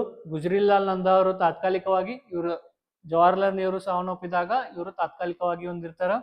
ನೆಕ್ಸ್ಟ್ ಲಾಲ್ ಬಹದ್ದೂರ್ ಶಾಸ್ತ್ರಿ ಅವರು, ಗುಲ್ಜಾರಿಲಾಲ್ ನಂದಾ ಅವರು, ಇಂದಿರಾ ಗಾಂಧಿ ಅವರು, ಮುರಾರ್ಜಿ ದೇಸಾಯಿ, ಚೌಧರಿ ಚರಣ್ ಸಿಂಗ್, ಇಂದಿರಾ ಗಾಂಧಿ, ರಾಜೀವ್ ಗಾಂಧಿ, ಪಿ ಸಿಂಗ್, ಚಂದ್ರಶೇಖರ, PV ನರಸಿಂಹರಾವ್, ಅಟಲ್ ಬಿಹಾರಿ ವಾಜಪೇಯಿ, ದೇವೇಗೌಡ ಅವರು, ನಮ್ಮ ಕರ್ನಾಟಕದವರು, ಎಚ್ ಡಿ ದೇವೇಗೌಡ ಅವರು, IK ಗುಜರಾಲ್ ಅವರು, ಅಟಲ್ ಬಿಹಾರಿ ವಾಜಪೇಯಿ ಅವರು. ನೆಕ್ಸ್ಟ್ ಮನಮೋಹನ್ ಸಿಂಗ್ ಅವರು. ಪ್ರಸ್ತುತ ಭಾರತದ ಪ್ರಧಾನಿ ಯಾರಿದಾರಂದ್ರ ನರೇಂದ್ರ ಮೋದಿ ಅವರು. 2014ರಿಂದ 3ನೇ ಅವಧಿಗೆ, ಎಷ್ಟನೇ ಅವಧಿಗೆ? 3ನೇ ಅವಧಿಗೆ ಪ್ರಸ್ತುತವಾಗಿ ಅಧಿಕಾರವನ್ನ ನಡೆಸ್ತಿದಾರ. ನೆಕ್ಸ್ಟ್ ಓಕೆ, ಇಲ್ಲಿಗೆ ನಾವು ಏನೇನು ಭಾಗ 5ರಲ್ಲಿ ಬರ್ತಕ್ಕಂತಹ ಎಲ್ಲಾ ವಿಷಯಗಳನ್ನ ಕಂಪ್ಲೀಟ್ ಆಗಿ ಸ್ಟಡಿ ಮಾಡಿದ್ವಿ. ಇವಾಗ ಭಾಗ 6ರಲ್ಲಿ ಬರ್ತಕ್ಕಂತಹ ವಿಷಯಗಳನ್ನ ಕಂಪ್ಲೀಟ್ ಆಗಿ ಡಿಸ್ಕಷನ್ ಮಾಡ್ಕೊಂತ ಹೋಗೋಣ. ನಿಮ್ಗ ಯಾವ್ದಾದ್ರು ಟಾಪಿಕ್ ಕನ್ಫ್ಯೂಸ್ ಆಗಿದ್ರೆ, ಯಾವ್ದಾದ್ರು ಅರ್ಥ ಆಗಿಲ್ಲ ಅಂದ್ರ ಹಿಂದಿನ ಕ್ಲಾಸಸ್ ಹೋಗಿ ನೋಡ್ರಿ, ನಿಮಗ ಕನ್ಫ್ಯೂಸ್ ಎಲ್ಲ ಕ್ಲಿಯರ್ ಆಗಿ ಕರೆಕ್ಟ್ ಆಗಿ ಅರ್ಥ ಆಗುತ್ತೆ. ಭಾಗ 6 ಯಾವುದು? ಭಾಗ 6. ಭಾಗ 6 ಏನನ್ನ ಹೇಳತ್ತಂದ್ರ ರಾಜ್ಯ ಸರ್ಕಾರದ ಬಗ್ಗೆ ಹೇಳತ್ತ. ಏನ್ ಹೇಳತ್ತ? ರಾಜ್ಯ ಸರ್ಕಾರದ ಬಗ್ಗೆ ಹೇಳತ್ತ. ರಾಜ್ಯ ಸರ್ಕಾರದ ಬಗ್ಗೆ ಹೇಳುತ್ತ. ಸ್ಟೇಟ್ ಗೌರ್ಮೆಂಟ್ ಬಗ್ಗೆ ಹೇಳುವ ಭಾಗ ಯಾವ್ದಂದ್ರ ಭಾಗ 6. ನೆನ್ಪಿಟ್ಕೋರಿ, ಎಕ್ಸಾಮ್ದಾಗ ಕೇಳ್ತಾನ.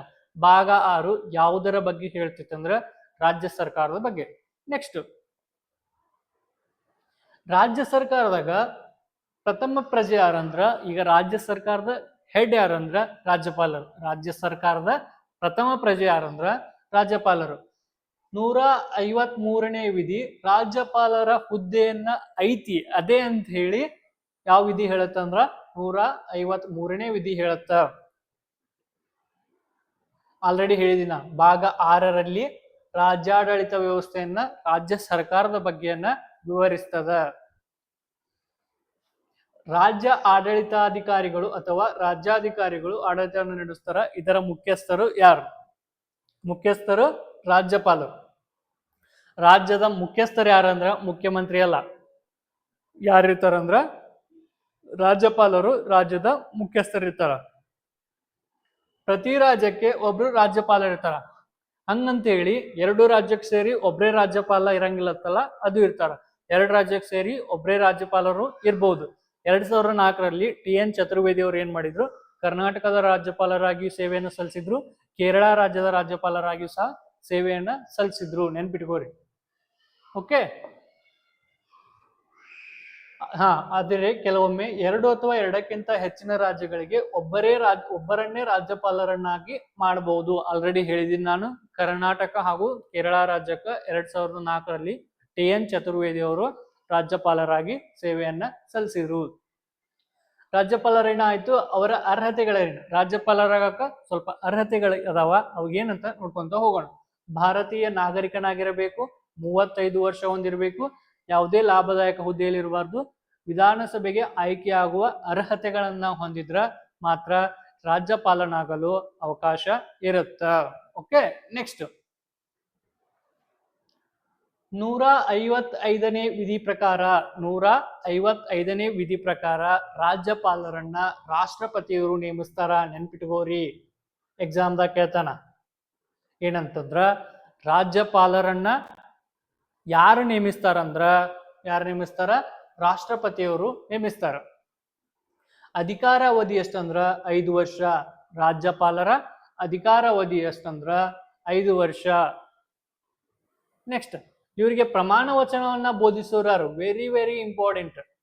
ರಾಜ್ಯಪಾಲರನ್ನ ನೇಮಿಸೋರು ಯಾರಂದ್ರ ರಾಷ್ಟ್ರಪತಿಯವರು. ಇವರಿಗೆ ಪ್ರಮಾಣ ವಚನವನ್ನ ಬೋಧಿಸೋರು ಯಾರು ಅಂದ್ರ ರಾಜ್ಯ ಹೈಕೋರ್ಟ್ನ ಮುಖ್ಯ ನ್ಯಾಯಾಧೀಶರು. ರಾಜ್ಯ ಹೈಕೋರ್ಟ್ನ ಮುಖ್ಯ ನ್ಯಾಯಾಧೀಶರ ರಾಜ್ಯಪಾಲರಿಗೆ ಪ್ರಮಾಣ ಪತ್ರವನ್ನ ಬೋಧಿಸ್ತಾರ. ಮತ್ತ ಇವರ ಅಧಿಕಾರಗಳು, ಜವಾಬ್ದಾರಿಗಳೇನಂದ್ರ ರಾಜ್ಯಪಾಲರನ್ನ ಅಧಿಕಾರ ಅವಧಿಯಲ್ಲಿ ಬಂಧಿಸಕ್ ಪಡಂಗಿಲ್ಲ, ಅವ್ರನ್ನ ಅರೆಸ್ಟ್ ಮಾಡಕ್ ಬರಂಗಿಲ್ಲ. ಯಾವ ವಿಧಿ ಅಂದ್ರ 361ನೇ ವಿಧಿ ಮುಖಾಂತರ ರಾಜ್ಯಪಾಲರಿಗೆ ವಿನಾಯಿತಿಯನ್ನ ನೀಡುತ್ತ. ಎಷ್ಟನೇ ವಿಧಿ? 361ನೇ ವಿಧಿ ಮುಖಾಂತರ ರಾಜ್ಯಪಾಲರಿಗೆ ಈ ವಿನಾಯಿತಿಯನ್ನ, ಅವರು ರಾಜ್ಯಪಾಲರ ಹುದ್ದೆಯಲ್ಲಿ ಇರ್ಲೇಬೇಕಾದ್ರ ಅವ್ರನ್ನ ಬಂಧಿಸಾಕ ಅವಕಾಶ ಇಲ್ಲ. ಸಂಪುಟದ ಸಲಹೆ ಮೇರೆಗೆ ಹಾಗೂ ಮುಖ್ಯಮಂತ್ರಿ ಹಾಗೂ ಇತರ ಸಚಿವ ಸಂಪುಟರನ್ನ ನೇಮಕ ಮಾಡ್ತಾರ. ಈಗ ಪ್ರಧಾನಮಂತ್ರಿಯವರು ಯಾವ ರೀತಿ ಪ್ರಧಾನಮಂತ್ರಿಯ ಸಲಹೆ ಮೇರೆಗೆ ಸಚಿವ ಸಂಪುಟರನ್ನ ನೇಮಿಸ್ತಾರಲ್ಲ, ಅದೇ ರೀತಿಯಾಗಿ ಮುಖ್ಯಮಂತ್ರಿಯ ಸಲಹೆ ಮೇರೆಗೆ ರಾಜ್ಯ ಸಚಿವ ಸಂಪುಟರನ್ನ ನೇಮಕ ಮಾಡೋರು ಯಾರಂದ್ರ ರಾಜ್ಯಪಾಲರು. ರಾಜ್ಯ ಸಾರಿಗೆ ಆಯೋಗದ ಅಧ್ಯಕ್ಷರನ್ನು ಮತ್ತು ಹಾಗೂ ಸದಸ್ಯರನ್ನು ಸಹ ನೇಮಕ ಮಾಡೋರು ಯಾರಂದ್ರ ರಾಜ್ಯಪಾಲರು. ನ್ಯಾಯಾಲಯದ ಮುಖ್ಯ ನ್ಯಾಯಾಧೀಶರನ್ನ ಪ್ರಮಾಣ ವಚನ ಬೋಧಿಸೋರು ಯಾರು? KPSC ಮೆಂಬರ್ಸ್ನ ಪ್ರಮಾಣ ವಚನ ಬೋಧಿಸೋರು ಯಾರು? ನೇಮಕ ಮಾಡೋರು ಯಾರು? ರಾಜ್ಯಪಾಲರು. ವಿಶ್ವವಿದ್ಯಾನಿಲಯಗಳ ಕುಲಪತಿಗಳನ್ನ ಹಾಗೂ ಉಪ ಕುಲಪತಿಗಳನ್ನ ನೇಮಿಸೋರು ಯಾರು? ರಾಜ್ಯಪಾಲರು. 1/6 ಸದಸ್ಯರನ್ನ, ಈಗ ವಿಧಾನ ಪರಿಷತ್ತಿನ 1/6 ಸದಸ್ಯರನ್ನು ಸಹ ನಾಮನಿರ್ದೇಶನ ಮಾಡೋರು ಯಾರು? ರಾಜ್ಯಪಾಲರು. ಅದೇ ಈಗ ನಾ ಹೇಳಿದ್ನಲ್ಲ, ರಾಷ್ಟ್ರಪತಿಯಲ್ಲಿ 12 ಜನ ಸದಸ್ಯರನ್ನ ರಾಜ್ಯಸಭೆಗೆ ನೇಮಕ ಮಾಡೋ ರೀತಿ 1/6 ವಿಧಾನ ಪರಿಷತ್ನ 1/6 ಸಾಹಿತ್ಯ, ಕಲೆ, ಸಮಾಜ ಸೇವೆ ಮುಂತಾದ ಕ್ಷೇತ್ರಗಳನ್ನ ಪ್ರತಿನಿಧಿಸುವವರನ್ನ ವಿಧಾನ ಪರಿಷತ್ಗೆ 1/6 ಜನರನ್ನ ನೇಮಕ ಮಾಡ್ತಾರ.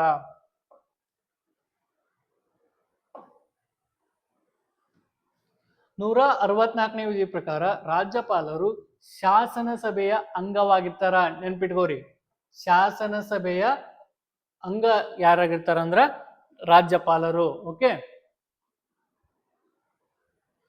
ಈಗ ರಾಷ್ಟ್ರಪತಿ ಇದು ಸೇಮ್. ರಾಜ್ಯಪಾಲರ ಕೆಲಸ ಏನಂದ್ರ ಆಲ್ಮೋಸ್ಟ್ ರಾಷ್ಟ್ರಪತಿ ರೀತಿನ ಕೆಲಸ ಮಾಡ್ತಾರ. ರಾಷ್ಟ್ರಪತಿಯವರು ಯಾವ್ದೋ ದೇಶ ಮಟ್ಟದಲ್ಲಿ ಕೆಲಸ ಮಾಡಿದ್ರ, ರಾಜ್ಯಪಾಲರು ರಾಜ್ಯ ಮಟ್ಟದಾಗ ಕೆಲಸ ಮಾಡ್ತಾರ. ಓಕೆ. ಇವರು ವಿಧಾನಮಂಡಲದ ಅಧಿವೇಶನವನ್ನ ಕರೆಯುವುದು, ಮುಂದೂಡುವುದು ಹಾಗೂ ವಿಸರ್ಜನೆ ಮಾಡುವುದನ್ನು ಸಹ ಯಾರು ಮಾಡ್ತಾರ? ರಾಜ್ಯಪಾಲರು ಮಾಡ್ತಾರ. ರಾಜ್ಯಸಭೆಯಿಂದ ಅಂಗೀಕೃತವಾದ ಮಸೂದೆಗಳಿಗೆ, ಈಗ ರಾಷ್ಟ್ರಪತಿಯವರು ಸಂಸತ್ತಿನಿಂದ ಅಂಗೀಕೃತವಾದ ಮಸೂದೆಗಳಿಗೆ ಒಪ್ಪಿಗೆ ನೀಡಬಹುದು. ವಿಟೋ ಪವರ್ ಹೇಳ್ಬೇಕಾದ್ರೆ ಹೇಳಿದ್ದೆ ನಾನು. ಅವುಗಳನ್ನ ಒಪ್ಪಿಗೆ ನೀಡಬಹುದು, ತಿರಸ್ಕರಿಸಬಹುದು, ಮರುಪರಿಶೀಲನೆ ಕಳಿಸಬಹುದು. ಅದೇ ರೀತಿಯಾಗಿ ರಾಜ್ಯ ವಿಧಾನಸಭೆಯಿಂದ ಅಂಗೀಕೃತವಾದ ಮಸೂದೆಗಳನ್ನ ಅದ್ರ ಮೇಲೆ ವಿಟೋ ಅಧಿಕಾರ ಬಳಸುವ ಹಕ್ಕು ಯಾರಿಗಿರುತ್ತಂದ್ರ ರಾಜ್ಯಪಾಲರಿಗಿರುತ್ತ. 161ನೇ ವಿಧಿ ಪ್ರಕಾರ ರಾಜ್ಯಪಾಲರು ಶಿಕ್ಷಿತ ವ್ಯಕ್ತಿಗೆ ಕ್ಷಮೆ ನೀಡುವುದು ಹಾಗೂ ಶಿಕ್ಷೆಯನ್ನ ಕಡಿಮೆ ಮಾಡುವುದು. ನೆನ್ಪಿಟ್ಕೋರಿ, 72ನೇ ವಿಧಿ ಮೂಲಕ ರಾಷ್ಟ್ರಪತಿಯವರಿಗೆ ಇದು ಇರುತ್ತ, ಏನದು ಶಿಕ್ಷೆ ಕಡಿಮೆ ಮಾಡುವುದು ಹಾಗೂ ಶಿಕ್ಷೆಯನ್ನ ಕಡಿತಗೊಳಿಸುವುದು. ಆದ್ರ 72ನೇ ವಿಧಿ ಮೂಲಕ ರಾಷ್ಟ್ರಪತಿಯವರು ಏನ್ ಮಾಡ್ತಾರಂದ್ರ ಮರಣದಂಡನೆ ಶಿಕ್ಷೆಯನ್ನ ಖುಲಾಸೆಗೊಳಿಸಬಹುದು, ಮರಣದಂಡನೆಯನ್ನ ತೆಗೆದುಹಾಕುವುದು. ಮರಣದಂಡನೆಯನ್ನ ತೆಗೆದುಹಾಕುವ ಅಧಿಕಾರ ಇರುವುದು ರಾಷ್ಟ್ರಪತಿಯವರಿಗೆ ಮಾತ್ರ, ರಾಜ್ಯಪಾಲರಿಗೆಲ್ಲ. ನೆನ್ಪಿಟ್ಕೋರಿ, ರಾಷ್ಟ್ರಪತಿಯವರಿಗೆ ಮಾತ್ರ ಮರಣದಂಡನೆ ಶಿಕ್ಷೆಯನ್ನ ರದ್ದುಪಡಿಸುವ ಅಧಿಕಾರ ಇರುವುದು ರಾಷ್ಟ್ರಪತಿಯವರಿಗೆ ಮಾತ್ರ. 213 ನಾ ಆಲ್ರೆಡಿ ಹೇಳಿದ್ದೀನಿ, 1, 2, 3 ಸುಗ್ರೀವಾಜ್ಞೆಗಳು, ಆರ್ಡಿಯನ್ಸ್ ಪವರ್ಸ್ ಅಂತ ಹೇಳಿ. 213ನೇ ವಿಧಿಯ ಮೂಲಕ ರಾಜ್ಯಪಾಲರು ಸುಗ್ರೀವಾಜ್ಞೆಯನ್ನ ಹೊರಡಿಸಬಹುದು. ನೆಕ್ಸ್ಟ್, ರಾಜ್ಯಪಾಲರ ಪೇಮೆಂಟ್ ಎಷ್ಟು? ರಾಜ್ಯಪಾಲರ ವೇತನ ಎಷ್ಟು ಅಂದ್ರ 3.5 lakhs, 3.5 ಲಕ್ಷ ಅವರಿಗೆ ಒಂದ್ ತಿಂಗಳಿಗೆ ಪೇಮೆಂಟ್ ಇರುತ್ತ. ರಾಜ್ಯ ಶಾಸನ ಮಂಡಳಿ ಲೆಜಿಸ್ಲೇಚರ್ ಅಂತ ಹೇಳಿ ಇದ್ರಾಗ 3 ಭಾಗಗಳು ಬರ್ತಾವ. ನಾನು ಆಲ್ರೆಡಿ ಹೇಳಿದ್ ನಮ್ಗ, ಲೋಕಸಭೆ ಹೇಳ್ಬೇಕಾದ್ರ ಏನಿರುತ್ತ, ಲೋಕಸಭೆ, ರಾಜ್ಯಸಭೆ, ರಾಷ್ಟ್ರಪತಿಯವರು ಇರ್ತಾರ. ಅದೇ ರೀತಿಯಾಗಿ ವಿಧಾನಸಭೆ, ವಿಧಾನ ಪರಿಷತ್ತು, ರಾಜ್ಯಪಾಲರು, ರಾಜ್ಯ ಶಾಸನ ಮಂಡಳಿ ಸ್ಟೇಟ್ ಲೆಜಿಸ್ಲೇಚರ್ ಒಳಗ ಕಂಡು ಬರ್ತೈತಿ. ಸ್ಟೇಟ್ ಲೆಜಿಸ್ಲೇಚರ್ ಶಾಸನ ಸಭೆ. ಓಕೆ, ಎಷ್ಟನೇ ವಿಧಿಯ ಮೂಲಕ ರಚನೆಗೊಂಡಿದೆ ಅಂದ್ರ 170ನೇ ವಿಧಿ ಮೂಲಕ. ಕೇಳ್ತಾನ, 170ನೇ ವಿಧಿಯ ಮೂಲಕ ಸ್ಟೇಟ್ ಲೆಜಿಸ್ಲೇಚರ್ ರಚನೆಗೊಂಡಿದೆ. ಇದರ ಅಧಿಕಾರ ಅವಧಿ ಎಷ್ಟಂದ್ರ 5 ವರ್ಷ. ಎಷ್ಟು? 5 ವರ್ಷ. ಈ ಸದಸ್ಯರಾಗಲು ಕನಿಷ್ಠ ವಯಸ್ಸು ಎಷ್ಟಂದ್ರ 25, ಸೇಮ್ ಆಸ್ ಇಟ್ ಈಸ್ ಲೋಕಸಭೆ ಇದ್ದಂಗ. ಲೋಕಸಭೆಯೊಳಗ ಸದಸ್ಯರ ಕನಿಷ್ಠ ವಯಸ್ಸು ಎಷ್ಟಂದ್ರ 25. ಅದೇ ರೀತಿಯಾಗಿ ವಿಧಾನಸಭೆಯೊಳಗ ಸದಸ್ಯನಾಗಲು ಕನಿಷ್ಠ ವಯಸ್ಸು ಅಂದ್ರ 25. ಕನಿಷ್ಠ 60 ಜನ ಸದಸ್ಯರು, ಅತಿ ಹೆಚ್ಚು 500 ಜನ ಸದಸ್ಯರಿರ್ಬೇಕು. ಎಷ್ಟಂದ್ರ ಕನಿಷ್ಠ 60. ಇವಾಗ ಲೋಕಸಭೆಯೊಳಗ 500 ಜನ ಇರ್ತಾರ ಅಂತ ಹೇಳಿದ್ದೆ. ವಿಧಾನಸಭೆಯೊಳಗೆ ಎಷ್ಟು ಜನ ಇರ್ಬೇಕಂದ್ರ ಕನಿಷ್ಠ ಅಂದ್ರ 60 ಇರ್ಬೇಕು, ಗರಿಷ್ಠ ಅಂದ್ರ 500 ಜನ ಇರ್ಬೇಕು. ಸ್ವಲ್ಪ ಎಕ್ಸ್ಪೆಕ್ಟೇಷನ್ ಇದಾವ, ಏನದಾವು, ಸ್ವಲ್ಪ ಕಡಿಮೆ ಇದ್ದುದು ರಾಜ್ಯಗಳದಾವು. ಯಾವ್ದಂದ್ರ ಗೋವಾದೊಳಗ 40 ಜನ ವಿಧಾನಸಭೆ ಸದಸ್ಯರಿದಾರ, ಮಿಜೋರಾಂದಾಗೂ 40 ಜನ ಅದಾರ, ಸಿಕ್ಕಿಂದಾಗ 32 ಜನ ಅದಾರ. ಇವುಗಳನ್ನ 371ನೇ ವಿಧಿಯಲ್ಲಿ ಇವರಿಗೆ ಕನ್ಸ್ಟಿಟ್ಯೂಷನ್ ಅನ್ನ ನೀಡಲಾಗಿದೆ. ಅದೇ ರೀತಿ ಕರ್ನಾಟಕದ ವಿಧಾನಸಭೆಯಲ್ಲಿ ಇರ್ತಕ್ಕಂತಹ ಸದಸ್ಯರ ಸಂಖ್ಯೆ ಎಷ್ಟು ಹೇಳ್ರಿ ನೋಡೋಣ. ಎಷ್ಟು? 225 ಜನ ಕರ್ನಾಟಕದ ವಿಧಾನಸಭೆಯಲ್ಲಿ ಇದಾರ. ನೆಕ್ಸ್ಟ್, 332ರ ಪ್ರಕಾರ ಪರಿಶಿಷ್ಟ ಜಾತಿ ಹಾಗೂ ಪರಿಶಿಷ್ಟ ಪಂಗಡಗಳಿಗೆ ಜನಸಂಖ್ಯೆ ಆಧಾರಿತ ಕಾಯ್ದೆಯಲ್ಲಿ ಮೀಸಲಾತಿಯನ್ನ ನೀಡಲಾಗಿದೆ. ಈಗ ಲೋಕಸಭೆ ಹಾಗೂ ವಿಧಾನಸಭೆಯಲ್ಲಿ 332ನೇ ವಿಧಿ ಮೂಲಕ ಇವರಿಗೆ SC/ST ಜನರಿಗೆ ಮೀಸಲಾತಿಯನ್ನ ಕಲ್ಪಿಸಲಾಗಿದೆ. ಸಭಾಧ್ಯಕ್ಷರು ಯಾವುದೇ ಮಸೂದೆ ಹಣಕಾಸು ಮಸೂದೆ ಆಗಬೇಕೆಂದು ತೀರ್ಮಾನ ಮಾಡ್ತಾರೆ. ಈಗ ಇವು ಸಭಾಧ್ಯಕ್ಷರು ಇರ್ತಾರಲ್ಲ, ಸ್ಪೀಕರ್ ಅವರು, ರಾಷ್ಟ್ರಪತಿ ಅವರು, ಇದು ಹಣಕಾಸಿನ ಮಸೂದೆ ಹೌದು ಅಲ್ಲ ಅಂತ ಹೇಳಿ ಇದು ಮಾಡೋರು ಯಾರು ಅಂದ್ರೆ ಸ್ಪೀಕರ್ ಅವರು. ಓಕೆ, ನೆಕ್ಸ್ಟ್ ವಿಧಾನ ಪರಿಷತ್, ಲೆಜಿಸ್ಲೇಟಿವ್ ಕೌನ್ಸಿಲ್. ವಿಧಾನಸಭೆ ನೋಡಿದ್ವಿ, ಈಗ ವಿಧಾನ ಪರಿಷತ್ತು. ಇದನ್ನ ಮೇಲ್ಸಭೆಯಾಗಿ, ಯಾವಾಗ ಮೇಲ್ಸಭೆ, ವಿಧಾನ ಸಭೆ, ವಿಧಾನ ಪರಿಷತ್ತು ಇದು ರಾಜ್ಯಕ್ಕೆ ಸಂಬಂಧಿಸಿದ್ದಾದ್ರ ಕೇಂದ್ರಕ್ಕೆ ಸಂಬಂಧಿಸಿದ್ದು ಲೋಕಸಭೆ ಹಾಗೂ ರಾಜ್ಯಸಭೆ. ನೆನ್ಪಿಟ್ಕೋರಿ. ಇದನ್ನ 169ನೇ ವಿಧಿಯಲ್ಲಿ ಏನ್ ಮಾಡ್ತಾರ, ರಚನೆ ಮಾಡ್ತಾರ. ಪ್ರಸ್ತುತವಾಗಿ 6 ರಾಜ್ಯಗಳಲ್ಲಿ ಮಾತ್ರ ವಿಧಾನ ಪರಿಷತ್ ಅದ. ಎಕ್ಸಾಮ್ದಾಗ ಕೇಳ್ತಾನ, ಕೆಳಗಿನವುಗಳಲ್ಲಿ ದ್ವಿಸದನ ಪದ್ಧತಿ, ಕೆಳಗಿನವುಗಳಲ್ಲಿ ಯಾವ ರಾಜ್ಯಗಳಲ್ಲಿ ದ್ವಿಸದನ ಪದ್ಧತಿ ಇದೆ ಅಂದ್ರ ಒಂದು ಉತ್ತರ ಪ್ರದೇಶ, ಒಂದು ಕರ್ನಾಟಕ, ಒಂದು ಮಹಾರಾಷ್ಟ್ರ, ಒಂದು ಆಂಧ್ರ ಪ್ರದೇಶ, ತೆಲಂಗಾಣ, ಬಿಹಾರ. ಈ 6 ರಾಜ್ಯಗಳಲ್ಲಿ ಮಾತ್ರ ವಿಧಾನಸಭೆ ಹಾಗೂ ವಿಧಾನ ಪರಿಷತ್ತು ಕಂಡು ಬರ್ತದ. ಓಕೆ, ಇಲ್ಲಿಗೆ ನಾವು ಏನೇನ್ ಡಿಸ್ಕಷನ್ ಮಾಡಿದ್ವಿ? ಲೋಕಸಭೆ, ರಾಜ್ಯಸಭೆ, ವಿಧಾನಸಭೆ, ವಿಧಾನ ಪರಿಷತ್ತು. ಈ ರೀತಿಯಾಗಿ ಭಾಗ 5ರಲ್ಲಿ ಪಾರ್ಲಿಮೆಂಟ್ ವ್ಯವಸ್ಥೆ ಕಂಡು ಬರುತ್ತಾ, ಭಾಗ 6ರಲ್ಲಿ ರಾಜ್ಯ ವಿಧಾನಸಭೆ ಕಂಡು ಬರುತ್ತಾ. ಇದನ್ನೆಲ್ಲ ಇವತ್ತಿಗೆ ಡಿಸ್ಕಷನ್ ಮಾಡಿದೀವಿ. ಜೈ ಹಿಂದ್.